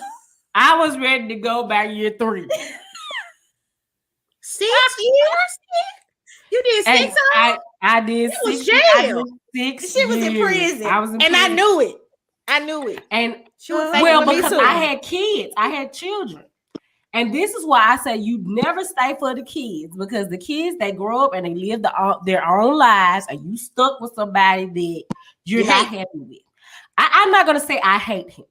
I don't hate my ex. I feel like he's a great father. We were good friends. We just should have never got married, you know. And I'll say that to this day. But I stayed because of being afraid of what people would think, you know, being embarrassed. Oh, she got married, now she divorced. And, you know, for those who don't know, my parents are pastors, you know, and just being, you know, just being concerned about that. And that's the one thing I don't like about, you know, how some overly spiritual people do is the judgmental part, because sometimes you get with people and it just doesn't work out.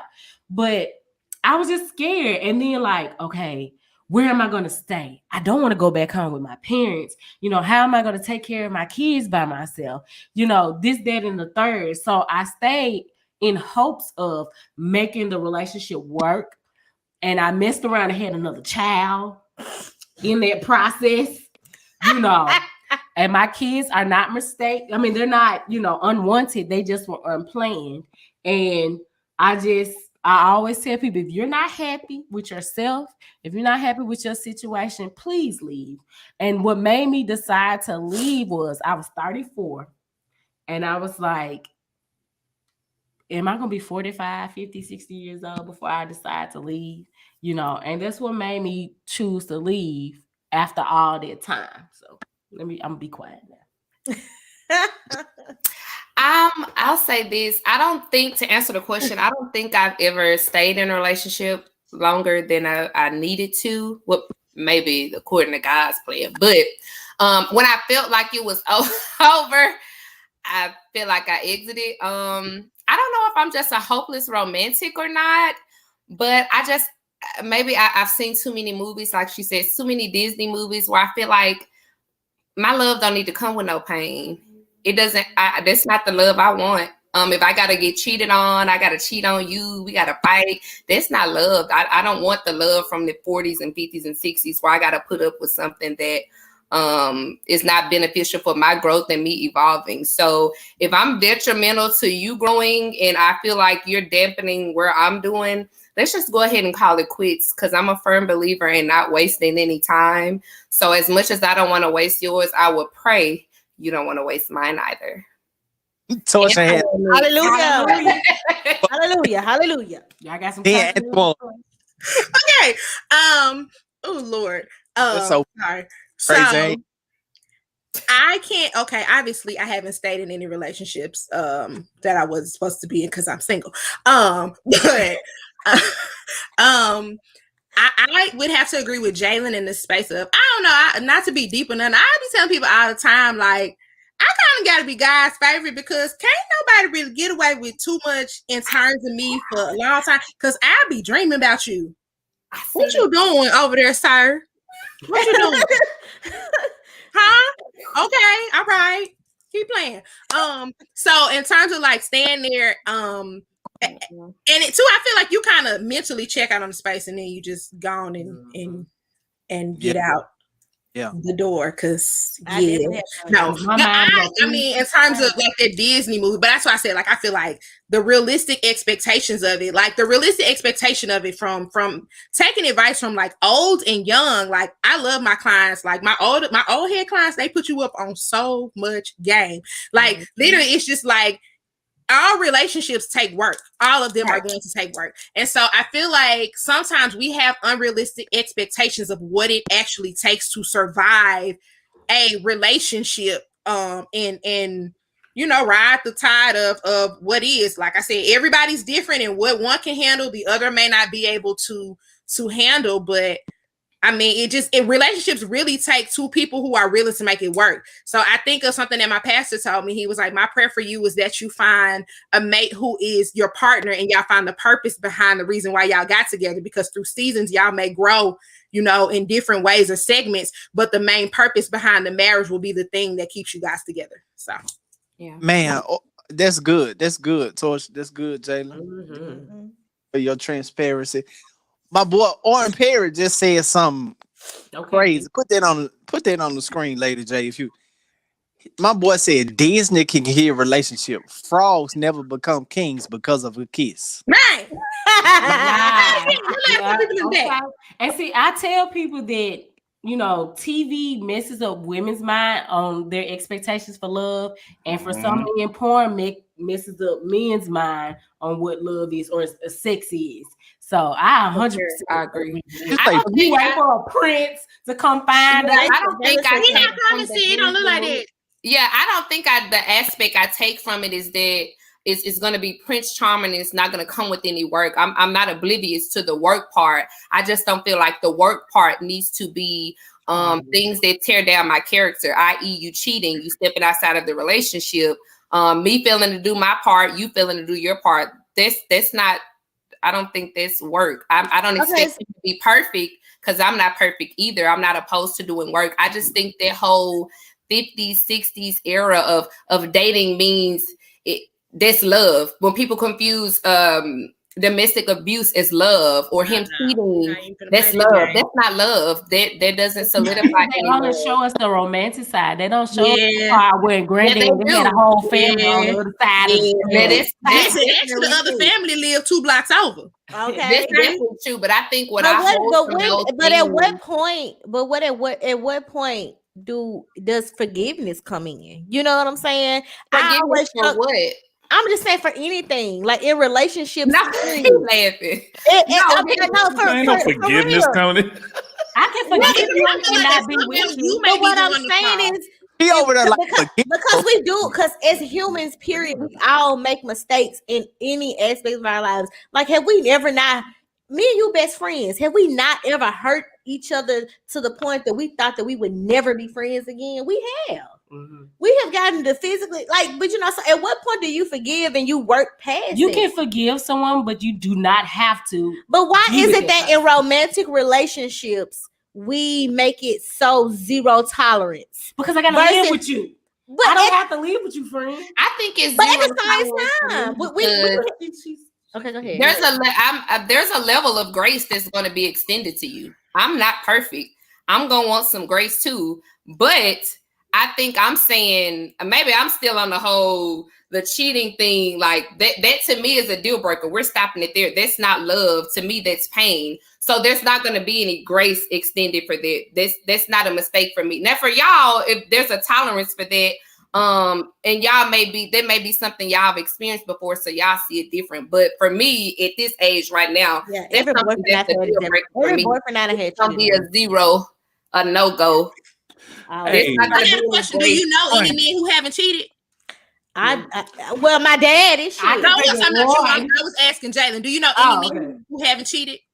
Because I can't go. My daddy cheated. My granddaddy cheated. I'm not going. My brother cheated. That was just leading Then it's some. I strongly believe there's some women that aren't ever going to be married, and I just may be one of them. Then Cause I'm not gonna be no. Well, since we don't want that for you, if you want marriage, we want That's marriage. what God wants. So Okay, I I get what she's saying, though. before she have to end up in jail, I just rather Yeah. her in a I'm powerhouse. some people too. Orange is not my color. Hey, Frank, can I say this? Whatever the Lord has. Come on, pass. Come on, Bishop. No, I just want to say this. Look, I've enjoyed the conversation. I've been listening and learning. All right, I've been listening and learning. You know what I'm saying? I'm a single man, so I'm listening and learning, and I found out that some of the stuff.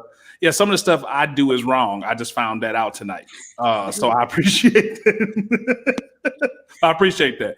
But I do want to say this, that I have found that there is a difference between wickedness and weakness, but sometimes the behavior comes out the same. Yeah. So it's very hard to be able to determine the place that somebody does cheating from, stealing from, slapping from, you know what I'm saying? All of that stuff. And so I think that sometimes I like to look at it from a preventative standpoint. And like y'all said some things earlier, like, okay, well, I want that man to be brutally honest with me. Well, I think that there's going to have to be some allowances set in the relationship and maybe some expectations that you guys might have to walk back down on that allows that man to feel absolutely safe in that relationship. Like I said, most oftentimes when a man cheats, it's not sex first. Typically, it's a war of words. It's a war of words. Like, so affirmation, if that affirmation isn't there in that relationship and another woman gives me that affirmation, she can get the affirmation and the D. You know what I'm saying? Because the reality, because she got in her mind. So I think that it's important. What about no pay? Y'all acted up tonight. You hear me? Wickedness and weakness. You know what I'm saying? The So I think it's important, like in these relationships, that oftentimes we like a lot of this is response oriented. You know what I'm saying? It's like we're responding to it. But the reality of the matter is a lot of us have been immature very young. Myself, I was married 11 years and I knew 30 days into that marriage, I was not supposed to be there. It was a freaking prison. I was in that prison because I thought that divorce would have been the same as adultery. Mm-hmm. You see what I'm saying? That was the religion that I was in. So if I would have got divorced, then I would have got treated the same way as committed adultery. Well, I stayed in it until I couldn't stay in it no more. Yeah. You see what I'm saying? And we both cheating on each other because we both don't know how to get out. So a lot of the way that we were stuck in it was because of the ideology that we had, because we didn't want to go to hell. You know what I'm saying? Wow. So a lot of those fears were there.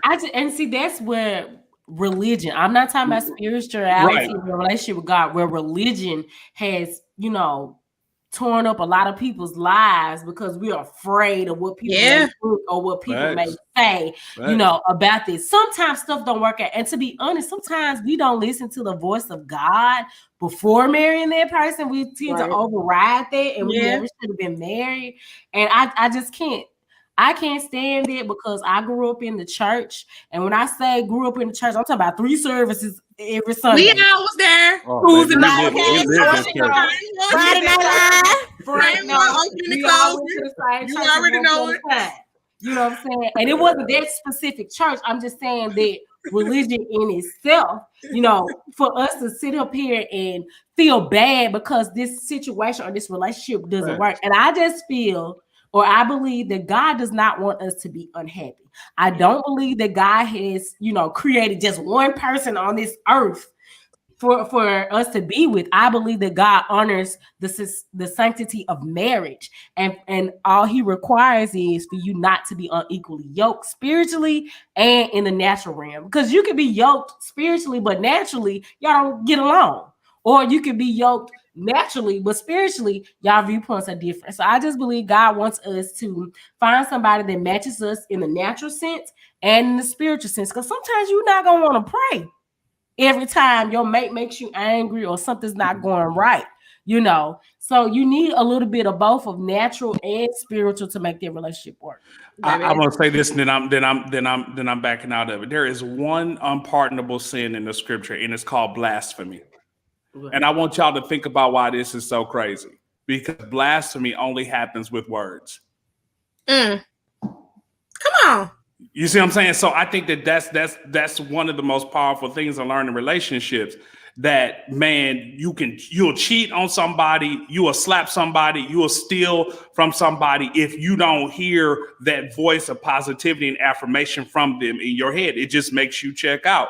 Yeah. And so that's why I finally figured out, I was like, man, there's a difference between wickedness and weakness. I've sat across so many different couples that have, like, they cheated for strange reasons. And it had nothing to do with sex. Yeah. Sex was just the end result, but it was just very, very, very strange to see why they cheated and then why they chose to reconcile.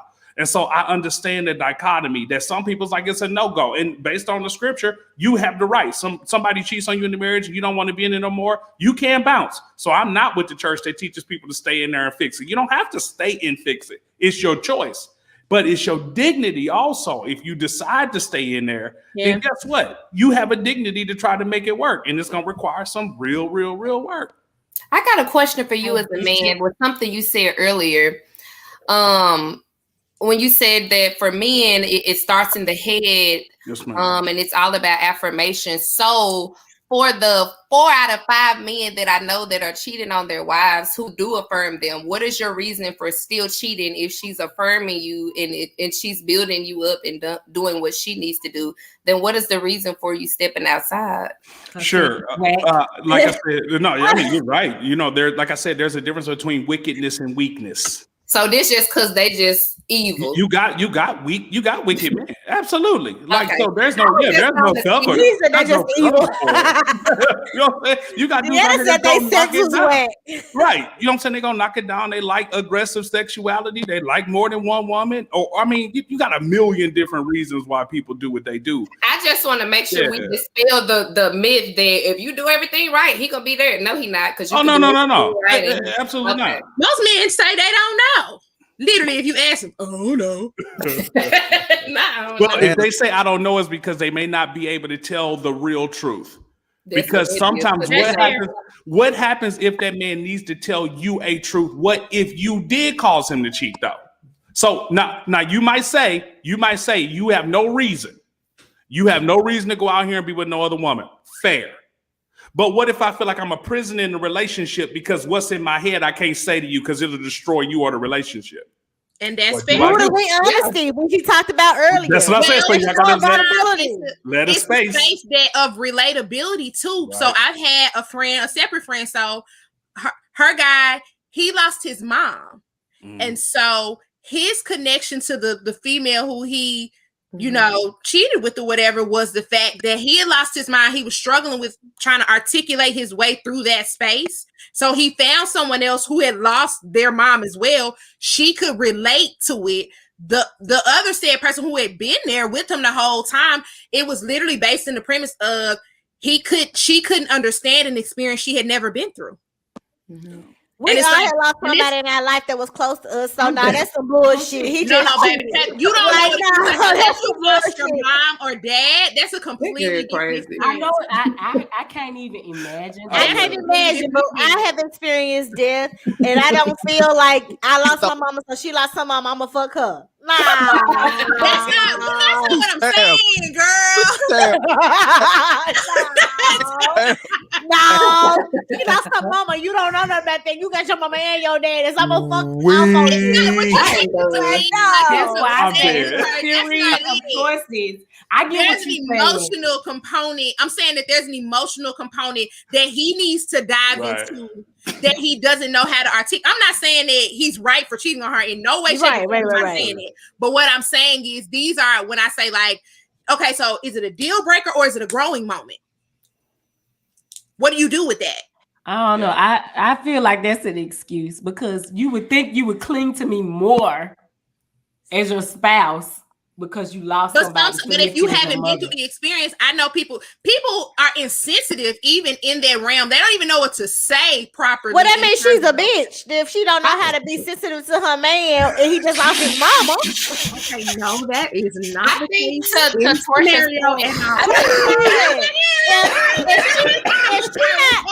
If she's not a good enough woman to know how to comfort her man, he just lost his mama. It's his mama, for Pete's sake. Like, you know how to make your man feel better. His mama done died. I don't have to lose my mama. I don't have to lose my mama. I don't have to lose my mama to know what he's going through.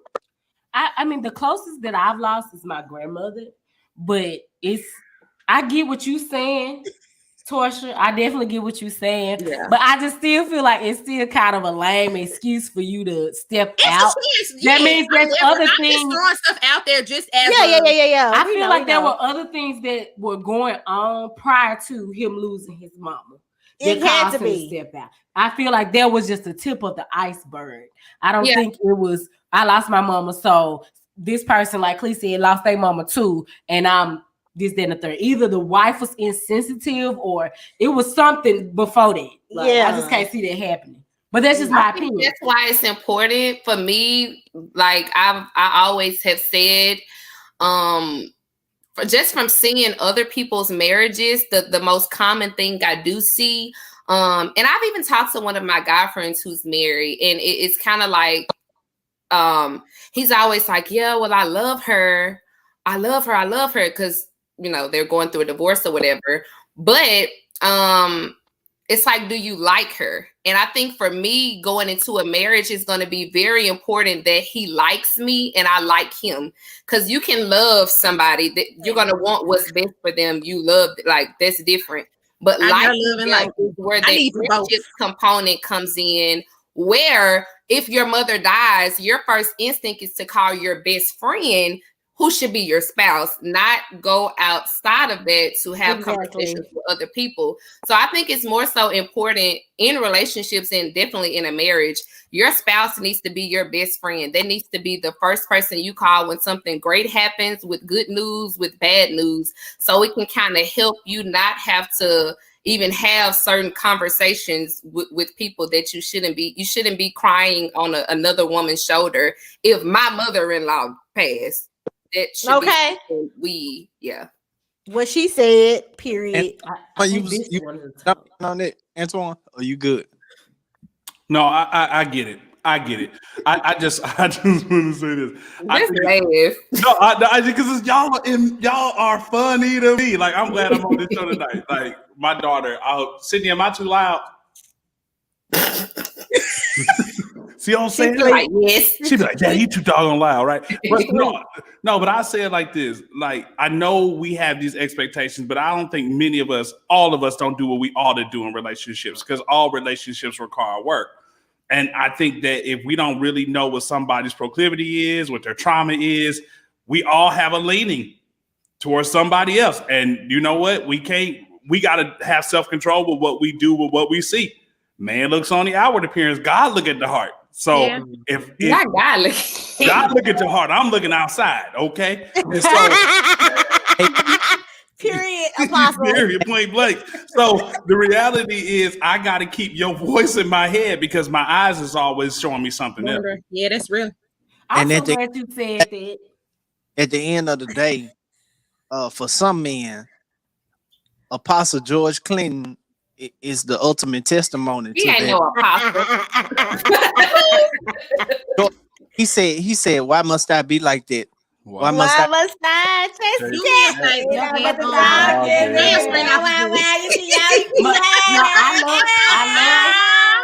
Sing your song, sir. I love that you said that, because people want to act like once you get married that you don't have eyes anymore. Right. You can see something that's nice and attractive. It's what you do with it. You know what I'm saying? Now, if your instant thought is, oh, I want to see what this is about, then that's when you get into lusting and stuff or whatever. Right. But you can't sit up here and pretend like you see an attractive woman or an attractive man and you don't be like, oh, they look nice. And I think a lot of times women get upset with their man. That they I don't. But shit, because I'm like, damn, her ass is sad, baby. Look at her. Her body is banging. She pretty, ain't she? Cute. Let me ask y'all. Okay. Let me ask y'all. I don't like girls. I don't like girls. I'm not down with all that crazy shit. But I will acknowledge a beautiful woman. I be like, damn, she is bad. That bitch bad. Her ass fat. Everything. Can y'all not hear me? Can y'all not hear me? Let's go back on mute. Y'all about to make me cuss. Can y'all not hear me? All right. So I got a question. Would you ever be in an open relationship? It's canceled. Hell no. To the no. Hey, no. Because you're opening yourself to try to share a man with somebody else because I'm the type of person like I be up in the middle of the night thinking of something interesting. I'd be like, oh, I need to talk to you, and it might be her night, and I done interrupted her night. Oh, Sean, I'm popping up. Frank, I got a question. Man, is my man up in there? Can we define open relationship so we're clear? I'll say, okay, so an open relationship, from my understanding, Okay. is a relationship where there are two center people, you and him, and you guys are free to date other people at your discretion, but with the two center people consent. You mean dating as in pursuing another relationship or just screwing? However you want it. That could be his other girlfriend, his other woman, his other whatever. Other family? As long as you know about it and you have consented to it. Wait, so it's an open relationship, not a polygamous relationship, right? We can say polyamorous, where you both are both. Please. Polygamy. I got my hand up. Let's define. So polygamy is normally defined as when a man has more than multiple wives. Polyamorous is both-handed, where both man and female are dating or with. So what's the point of y'all being together? I'm confused. I'm with you, Sid. I got a story on that. It makes sense for a lot. Go ahead. No, I want to say this. How can you be one with three people? Thank you. You got two become one. I ain't never seen three become one. On top of that, if we want to, in Jesus, right? Let's be biblical. Every man in the Bible that had more than one woman went crazy. No, that's not Solomon. Let's start with not true. Solomon was the one that went crazy the most. Solomon don't even refer to God at all. He don't even David. He was called the wisest man that ever lived. He might have been smart, but he also dealt with a lot. Let's look at David. David had no. Let's go to Solomon. No. Solomon. He had 700 wives and 300 concubines. David had 3 wives. David had 3 wives. His kids tried to kill him. He got a man killed. His baby died. Like, he just had all the drama. Esau had 2 wives, and they drove him crazy. Jacob had 2 wives, and you saw what happened with Jacob and Joseph, and the brothers was jealous of their brothers. Isaac, Isaac had 2. No, Isaac only had 1 wife. But Abraham had 2 wives, and they still fighting over there. Between the Palestinians and the Jews, they still fighting because he done had 2 wives. Now, I blame Sarah for that because she brought another woman into her bedroom. Okay, period. Instead of trusting and believing God to fulfill his promises. Let's first understand. I know I'm being ignorant. Let me be quiet. Having more woman is a commonplace in the Old Testament. That's the standard. But that don't mean God allowed, like God, that was what God wanted. Because if that was the case, God would have made Adam, Eve, and Amanda. You know what I'm saying? He just made Adam and he just made Eve. Okay. It was God. God doesn't override. But that stuff is illegal. It's illegal anyway. God says to obey the laws of the land. But God does not override our free will. Just like God didn't feel like Israel needed a king, but they begged for one, and they got all them crazy kings. God does not. I feel like God does not desire us to have more than one partner, because you know what sex does in a relationship. But I'm gonna be quiet because you want to talk. My bad. Thank you. So that's a very subjective point of view. Whenever, let's even just use the animal kingdom for example. I mean, there's one main lion, in a pride of plenty of females, of lionesses. There's one gorilla for other. So we see this all around us. We just have so monogamy is that's a whole. You gonna compare yourself to animals? Animals also lick their butt. You gonna do that too? That's a whole nother show that we could discuss. Animals also eat their young. You know what I'm saying? Like, we gonna compare ourselves to animals? Yes, my motherfucking best friend, bitch. Yes. But the problem with your thought process is that it's very Americanized. If you go to Africa, if you go to India, like these are commonplaces among human beings. Your view is very westernized, it's very Americanized. But So they your also thought, don't believe in Jesus thought Christ process. neither. Oh yes, they do. It's a whole bunch of Christians. I'm saying a lot of them don't believe in Jesus Christ. There's no way that you can be in a polygamous relationship and believe in Jesus Christ. Now we want to speak on Old Testament. They didn't believe in Jesus. They only believe in Jehovah.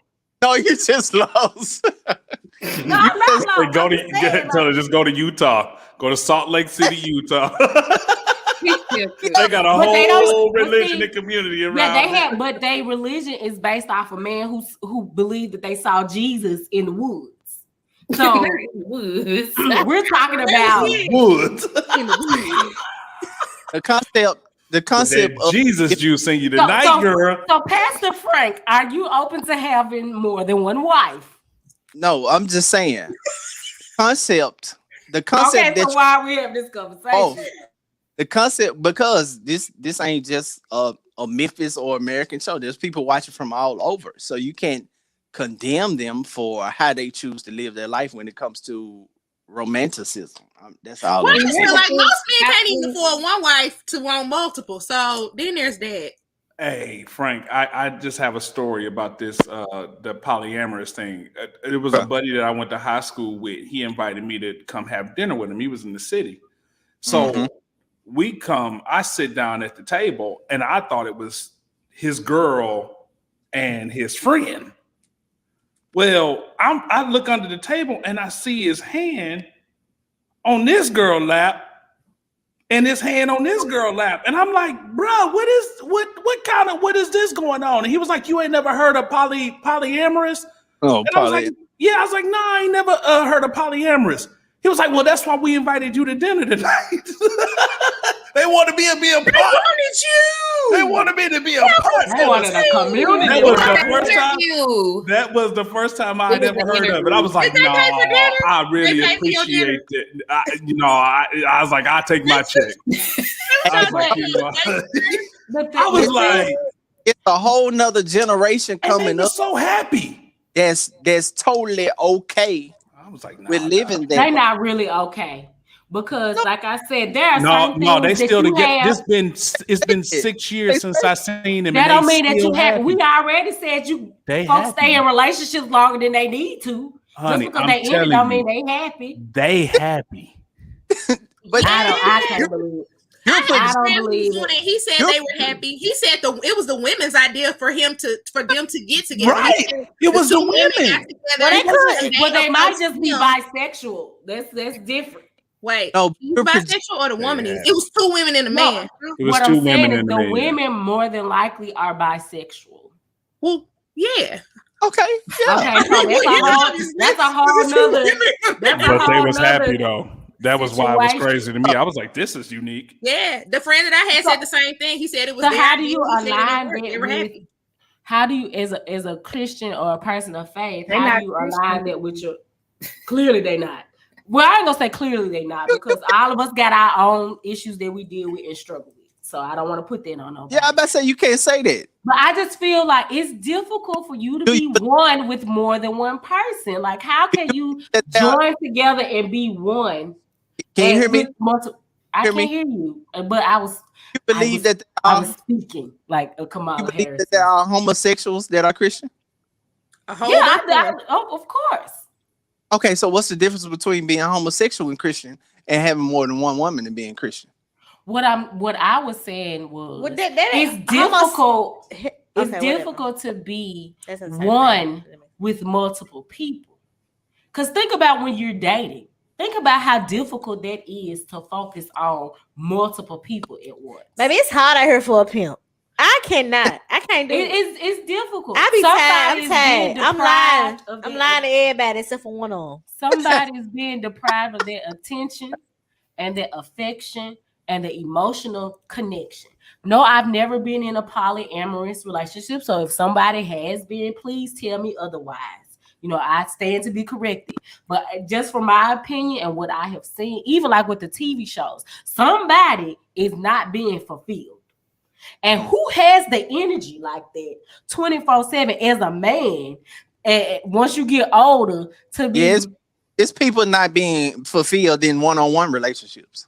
Yeah, it's people that's not. That mean it ain't the person for you. Get the fuck up out. Roll out. That's just my opinion. I ain't saying it's fact. Oh, it's 11 o'clock.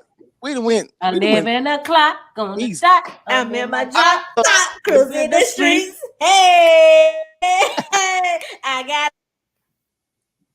Thank you for meeting y'all, Mike. Jesus. Last question, I guess. All right, in order, since Deanna want to be all spiritual tonight. You got my best friend messed up. Only for tonight. In order, what is most important for a man to be able to give you? Spiritual covering, security, romance, good sex, or financial security? I'm gonna say security. I'm gonna say spiritual covering, because if he's aligned with God, then all of that will fall in place. That's true, friend. You're right. She right. Because if you walking with God, if you got a good relationship with God, you would know that your wife needs to be secure. You know that I need to be romance, and that you would do what. Let me say that you would do, like, even if you're not the best in bed, you will give your best effort. You know. You giving easy. You know what I'm saying? You actually concerned about me being fulfilled, sexually. So I feel like all that comes from being spiritually covered. Right. Amen. Hallelujah, Sister Deanna Clark. I'm just saying, like, if you good with God, you're gonna be good with me. You're gonna do what's necessary, okay? I'm just gonna say this. I'm just gonna say this. I was a very spiritual man and a very horrible husband. Because they did not correlate. They're the worst ones, girl. And the reason why I'm saying they did not correlate is because of this. Spirituality does not mean you have great personal development and interpersonal skills. That's not what you can have a gift. Not you what can I'm operate saying. in your gift, I and know. still who you are as a person, and your spiritual gifts can be two totally different things. I'm not saying. I'm talking about your personal relationship with God. I had a personal relationship with God, and I did not know, because those things have to be trained, those things have to be developed, those things have to be understood. And for me, I thought that because I was spiritual, that they would make me a good husband, and it actually was the opposite for me. Well, maybe you were just religious. No. I love God with all my heart, my mind, and my soul. I promise. It's a process. Maybe you were just with the wrong person. Maybe just no. I'm telling you, as a man who loves God, all the stuff that you said, that it's not right. No, so that's what I'm saying. Like, it's not. It wasn't religious. For yourself, but I'm just saying. I do feel like if a man loves God, like the Bible says something like, man. Well, anyway, if he loves God, I'm just telling you. It ain't the way it works. They're not mutually exclusive. But if he loves God though, and he really got like morals and values and stuff, that he's gonna know certain things not to do. You know what I'm saying? But that's not what I'm saying. I'm not saying that. You asked me what would be my choice. I said spiritual covering. I'm not talking about just being a spiritual person. I'm saying a spiritual covering. If you are a real spiritual covering, then you will make sure that I'm secure. You will make sure that I'm happy. You will make sure that I agree. Physically satisfied. Look what Tamika just said. See, he's being open and honest, and folks not listening. That's what she said. I'm not saying that I'm not listening. I'm just saying that he asked me the question, and that's what I'm responding to. And I said you can speak for yourself. Yes, I did say that. I said you can speak for yourself. Yes, because I don't know you. You can speak for yourself. But I'm just saying, for me, from the options that he's giving me, that's what it is. Huh? I want him to read the list again. Yes. Yeah. All right. Waiting. Wait a minute. I'm tripping off. Cleve was getting ready to quote the Bible, and she just said, That girl said, It said it somewhere. It's somewhere It said because if a something. man do what? What he do, sis? She said whatever it say. Y'all know the Please. scripture. Y'all got me messed up, bruh. I always ask her the questions because she know the scriptures. I just went to church. I just showed up. I was at AOT and praise team. That's all, baby. I was just on the praise team, bruh. But she know the Bible. I just asked her. spiritual covering, spiritual security, romance / good sex, financial security. Let's add emotional support to the list because I hear that a lot. Emotional support. I'm sorry, I didn't hear. Let's add that. You So just what? read a different list. That's not the list you did the first time. That's it. You was adding your own little spin on the end. I mean, It wasn't the same thing as So you said. spiritual covering, security, Romance, financial security. emotional support. I just That's 5. You had 5 before. It was 6 when you added that one. It's one missing. I I told said you. good sex. You missed good sex. Oh, 6. Romance is 2 different things. Okay. Right. Okay. I was gonna let you go. That's why I said I was letting you go. I'm probably gonna say I'm definitely not. I'm gonna have to disagree with you, my friend down in the corner, girl. In my experience with dating the brothers of the cloth, they're the worst. So, First of all, don't do it. Wait a minute. Don't do I can't let you do that on this show. that they're the worst. I said in my experience, I can only speak for me. They have been the worst experiences, but I get why she would assume that because you would think somebody that's just supposed to be God's best friend is just seeking, laying flat before the Lord day and night would know how to treat a woman, and they don't. So I'm gonna have to say for me, it's probably just gonna be downright security. There's something really attractive to me about a masculine, sure man that wants me to feel safe. I think that's probably going to be most important for now. Because it's kind of teetering between that and financially. But security and financial, isn't they? Isn't It's that like the same thing. I think it's okay. Yeah, I was thinking of it more what she said, like I feel safe with you type of a thing. Safe as in safe, somebody gonna walk up on us and they gonna get dealt with, and safe like, ooh, who covering the check? You like, ooh, boop, my car. So I feel safe just with you in your space. Just around you, I know I'm good, child. I ain't got to pack no bag. We just go to the mall and get whatever I need. So I'm gonna go with just secure and safe. Let me say this. Because I didn't like it. You kind of defend the cloud. You don't have time. I know But it all goes back to it is spiritual covering because that will cover all of those things when you have the favor of God on you. It's like when you really with it. Have you dated any men of the clown? Because you are already Hell, motherfucking no. Exactly. Do I look like a first lady? Do I look like first lady? Come on, Toshi. You know I mean you was kids. Do I look like first lady? I ain't no lies to tell you, my girl. I ain't got never no lies to tell you. But we're not saying men of the cloth. We're just saying we're just saying spiritual covering. That does not have to mean a pastor. So you just mean somebody who close to God and they can pray over me. They have a relationship with God. And they have morals and values, and they understand that a woman needs to be secure. And what's the other shit? They could just be a regular man off the street who don't believe. I'll take the regular man off the street, to be honest, who know God, who got a new relationship with the Lord. And that's still spiritual covering. Speaking the same language. That's still spiritual covering. He got a relationship with God. That's still spiritual covering. It's not about him being a preacher or a pastor. It's like when you are one with God and you know it, and you got your stuff, your spiritual stuff together, and you got a relationship with him, then you gonna know I need to provide for my woman. You're gonna know. You're gonna have what's the other thing he said? Security. Have good all the other stuff. You gonna aim to please her. You're not gonna be selfish in the bed. You know what I mean? You're not trying to put I don't think I'm not targeting just men of power in a church. Yeah. I'm saying when I think of spiritual men who know God, which would mean he would have a relationship with God, which would mean he would know how to govern himself in the other areas. Yes, from my experience, the ones that had the spiritual covering were the worst out of all the guys I've ever dated.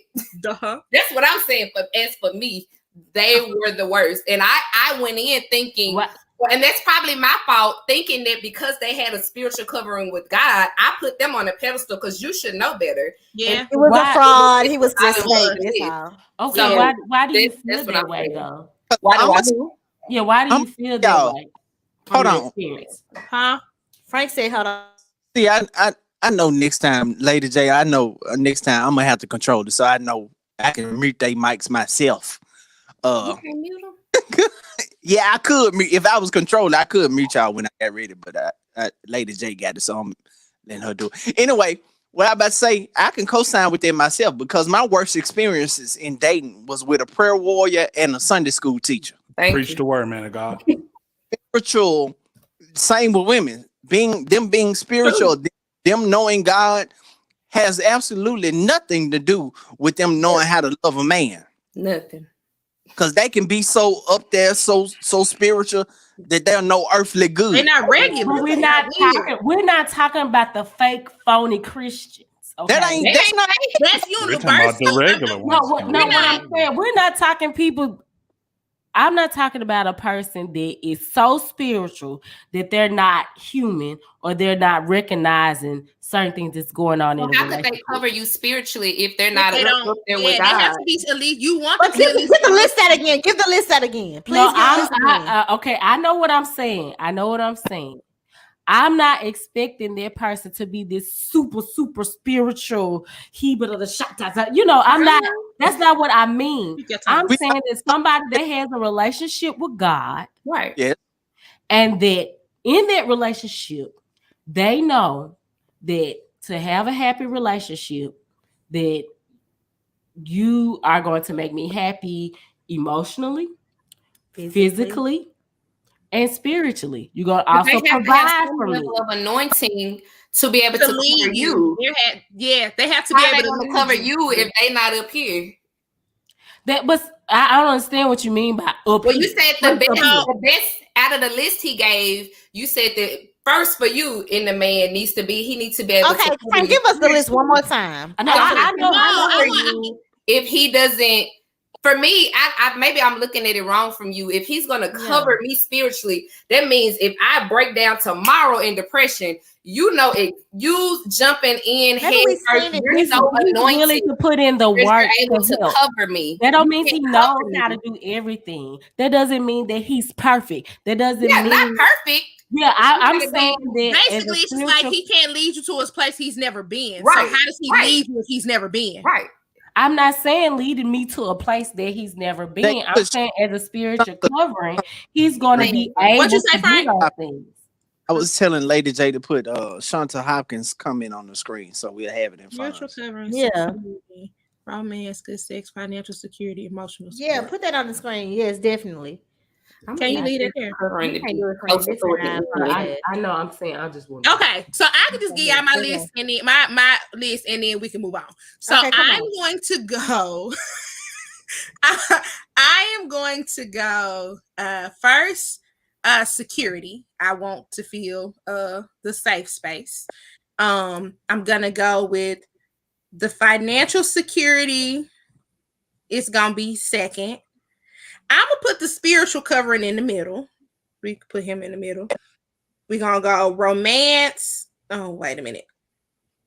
Because good sex and romance kind of go hand in hand. Ooh, does it? Well, okay, no. I mean, emotional support and good sex kind of go. They kind of coincide with one another in the space of a relationship. That's another conversation. But anyways, but romance does lead to good sex. Okay, so I'm gonna say emotional support, romance, good sex. Ooh, good sex, romance. No, what do women want? I don't know. Okay, next. Security for me is first. I'm gonna go with security, good sex. We're gonna have to be number 2. That might be number 2. Well, like I think in I'm agreeing with you. Romance and good sex for me kind of goes together because if you romance me, this gonna lead there, and if this, I'm gonna go with sex as number 2. Emotional support would be number 3. Financial security. That's either way it goes. The spiritual cover part will be last. Everything else. But the thing that I don't understand because a man can provide for you financially, make you feel secure. He can give you the emotional support and still not be shit. It's him having a relationship with God and knowing how to treat you. But he can have those things, and I think we're looking at this 2 different ways. I think we are. We saying the same thing. But saying it differently. Y'all not saying the same thing at all. No. But what I'm saying is, I done messed with a dude before that can provide me security. What's that? A place to live and knowing that I ain't on the street. Give me romance, give me good sex. And security and financial security is damn near the same thing. And if I'm crying, and she gonna give me emotional support. But that went on the list at first. But he ain't shit. He don't got a relationship with God. He don't know how to do other shit. Being about something, he can still be. I mean, he doesn't know how to talk to you or communicate with you. You know, a man who has a spiritual covering, he would know how to supply security, or at least romance, be willing to learn all that stuff. But he had a relationship with God. They're not synonymous for one another. I think they feel like they're synonyms for one another, but they're not synonymous. Well, let me rephrase. That it doesn't have to be like he automatically knows. He will be willing to learn. But the man who has all these other things could be willing to learn as well. So the journey to spirituality is different for men than it is for women. Absolutely. Women, we go off what we hear. Men go off what they automatically end up in church and love God for real. God had to bring them to a space where he showed them that he was really real in their life. It don't work that way for us. Mm-hmm. So the journey to getting there look a little bit different. Mm-hmm. So yeah, I mean, I guess that's where we have to agree to disagree then. Fair. But when you think about equally yoked, are you only thinking spiritually? No, I said that earlier that you have to be equally yoked spiritually and in the natural realm in order for the relationship to work. Because me and my ex, I feel like we were yoked in the natural realm, like being good friends, but spiritually we weren't. You know, I didn't feel protected or covered by him. Which one is more important? That's why being spiritually covered is more important to me. So okay, so can I ask you got it. Go. My question to that is, okay, we love, I don't care how you want to put it, we love in the flesh. We don't love each other spiritually. Right. We have our spiritual relationship is this way. Our fleshly relationships with other people is this way. And so it's even there. How can you love me if you don't know how to love your brother? So this knowing how to love this way more important is extremely important. So I would think when it comes to the exchange of relationships, now this is just me. I know this might sound a little different. I can deal with a woman who's not spiritual at all if she knows how to treat me this way. Absolutely. Because I feel like if she cares enough about me this way, then she'll be willing to learn this way. Absolutely. That's just me. That's just my opinion. I agree. I agree. Or the opposite. If she can love me this way, he'll be willing to love me this way. So shit, he can't love me right. And you know I love God, you love God, then that means you're gonna willing to be okay, you know what? God, because God told me to provide for her this way, this way, this way, this way. You know, same thing. Okay. When's the last time you met somebody and you looked at them like you with somebody and you met them, you was like, oh, he looked like he thinks like he looks spiritually good. Nobody, have you ever met anybody and thought that they look good spiritually? That first of all, nobody ever meets anybody like, oh my God, this is the most spiritual. Like he got a beautiful mind. That's not what I'm saying. That is not what I'm saying at all. And I'm speaking from experience. Like I said, I am going through divorce, and the biggest issue was I did not feel protected and spiritually covered. So that's why I'm asking you. okay, so in terms of having the spirituality component is very important to you, but you said you want someone who's regular who has a spiritual relationship. Okay, so the thing That's is not that what may we be a hard said. task. That's not. We didn't say you want somebody regular that has a spiritual covering. That was not what we were saying. Well, he asked all of us which was the most important. I think I get that. So what I'm asking is, so you said you don't want like a pastor or a preacher or someone So for no, me, we're not saying we we're not saying pastor or preacher. We're just saying being spiritually covered. You could be That could be your husband. You could be in a congregation. Goddamn it, that don't mean you the preacher. No, we're the same. I get what you're saying. That's what I understand. That's what my question is. So for you, Deanna, okay, so since we all grew up in church, our level of understanding of that journey is going to be different. So wanting someone who can cover you means, well, this is what I'm asking, would mean that you would want someone who's going to either be on the same level spiritually as you or stronger than you to be able to cover you. What does that look like?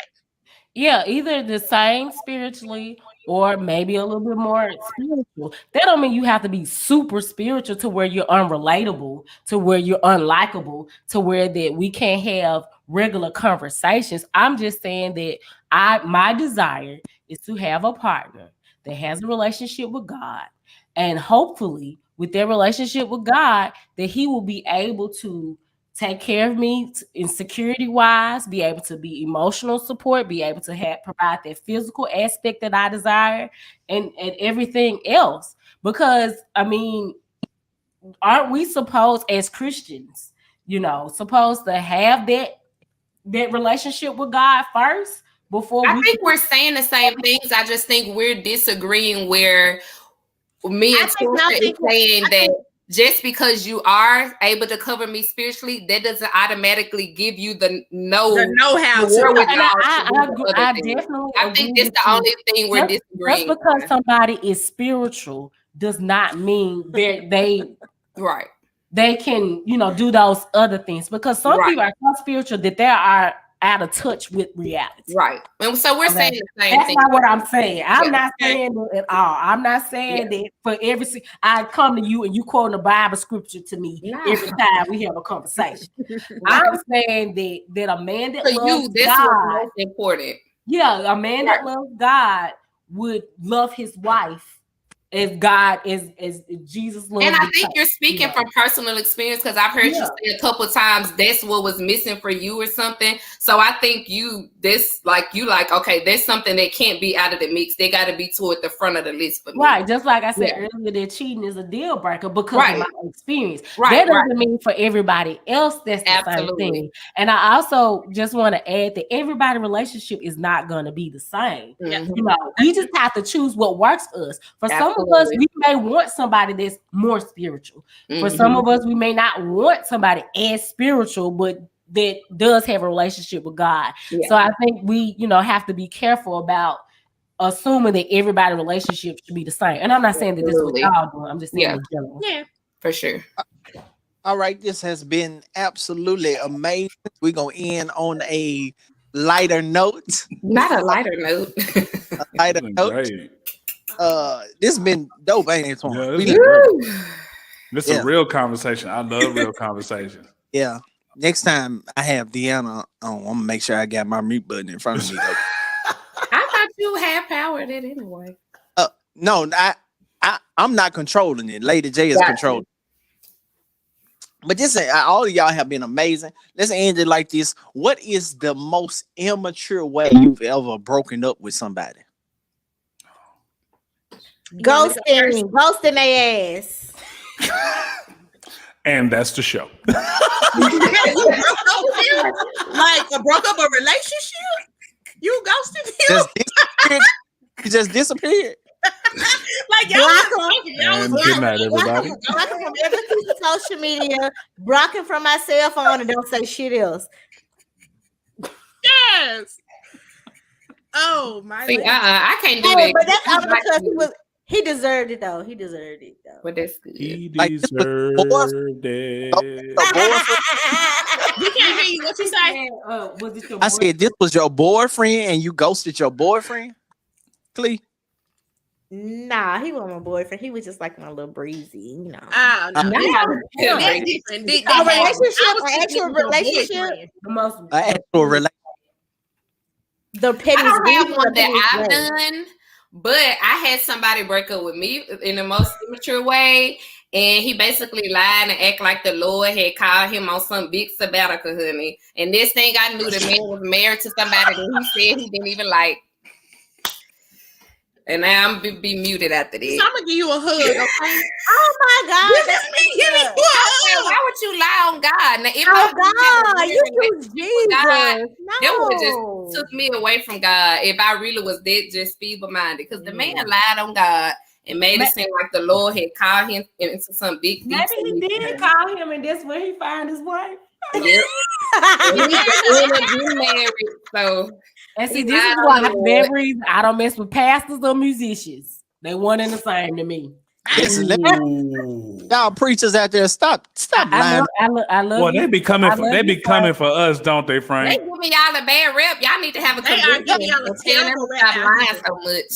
Y'all should have a prayer meeting about it. A group call.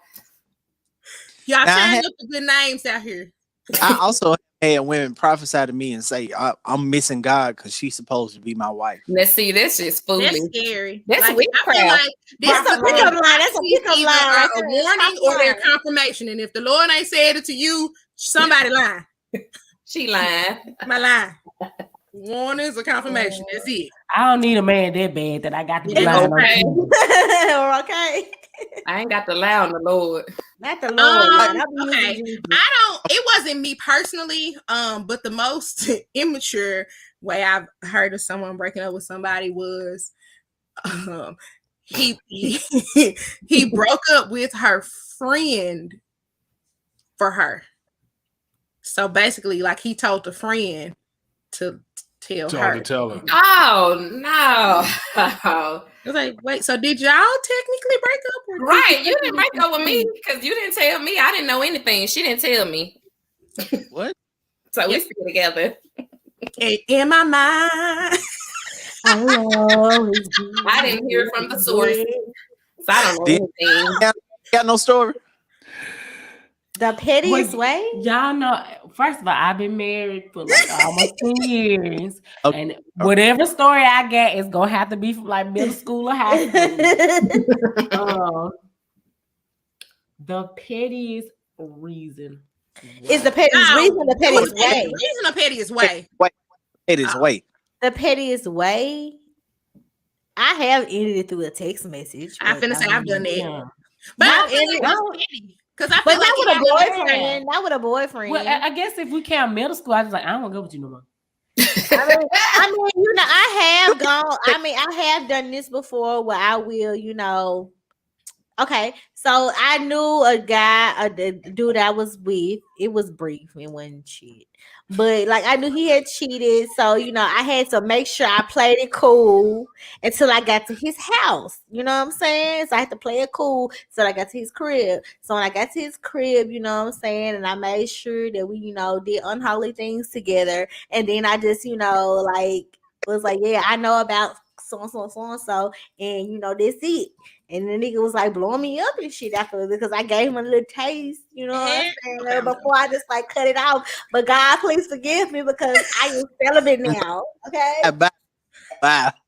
Listen, this has been excellent. Listen, in the comment section, if you want to see this collection of guests back again, we might can make it happen. Just let me know if you enjoyed tonight and you want to see. Hey, y'all, tonight was lit on some real stuff for real. And I like I fool with Torsia and I like what's her name? Jalen, because she say her stuff so sophisticated and just like really she be really conveying what I'm really trying to say in like a sophisticated way. Yes, baby girl, and she pretty, okay? So you don't like me and Frank? No. Of course we do. Of course we love you guys. You guys are amazing. You keep leaving. What number glass you on? What number glass you on? 6. I've been sipping on the same glass the whole time. And first of all, this is communion. Okay, hallelujah. You didn't ask a priest to bless it. That's How wild. you know what I did? Where he at? How you know? Where the priest at? Where the collar at? What was that confession we used to say in Power Youth? I'm a royal priesthood. So you don't read the Reverend at home. I am a holy nation. That's right. Do this. I'm doing it in Touche. remembrance of Touche. him. Okay, hallelujah, praise. All right, Yes, Lord. y'all. This is the part where I dismiss y'all, and I say you a thank you, and I'm gonna talk to the people about 2 more minutes. Thank y'all for joining me. I love You y'all. kicking us out? Thank you. I see y'all again sometime. Don't Thank y'all forget for. to follow us at And subscribe. BLMYTWH. Make sure you follow everybody. Follow Torsha. Follow Jalen. Follow Now, Antoine. if y'all go to Bitch Let Me Tell You What Happened podcast page on Instagram and Facebook, you will find our personal Instagrams as well. And Frank, we love you so much. Thank you. Thank you, Thank Frank. Thanks, Appreciate you, Frank. bro. Have a good one, y'all. Listen, that's been my show for tonight. I pray you enjoyed. I hope you enjoyed. It's real fun. I see that y'all were enjoying in the comments section. This has been an amazing night. What do women really want? I don't know if we answered that question tonight, but we did get some interesting insight from the ladies. Antoine was an amazing addition to the show. So I appreciate y'all for tuning in again. Don't forget to always check out soveryfrank.com. You can watch all of my episodes there. Got some other stuff on there, Frank the Foodie. You can go on there. If you're in Memphis, there's a black dining guide right there on Frank the Foodie. Make sure you subscribe to my YouTube channel as well. Last but not least, this is something that I'm doing. I never thought I would be doing, and people have been sowing, people have been blessing, people have been attaching on to this vision and making it go farther. I started out doing it with less equipment. Now I got more equipment. I got this backdrop behind me, lights in front of me, got a microphone. I got this nice Rodecaster Pro, all because of you believing in my vision. So tonight, once again, if you've been helped by this, if you appreciate this, or you just appreciate me for doing this, I ask that you would bless my cash out. You can give $8. Let's do it like this tonight. $8, $18, $28, whatever you do, just make sure it's an 8 on the end of it. It can be $108. You know, I don't put no limit on how you want to bless me. However you want to bless me, I would certainly appreciate it tonight. And I'll see you again next week. Join me on Monday nights with Bishop Greg Davis. It's a show called When the Right One Comes. That's on Monday nights at 9 p.m. Central, the same time. And I'll be back next Wednesday night again at 9. So again, I appreciate each one of you for joining tonight. Hit the Cash App up. And let's do it again next week. I appreciate y'all. Peace.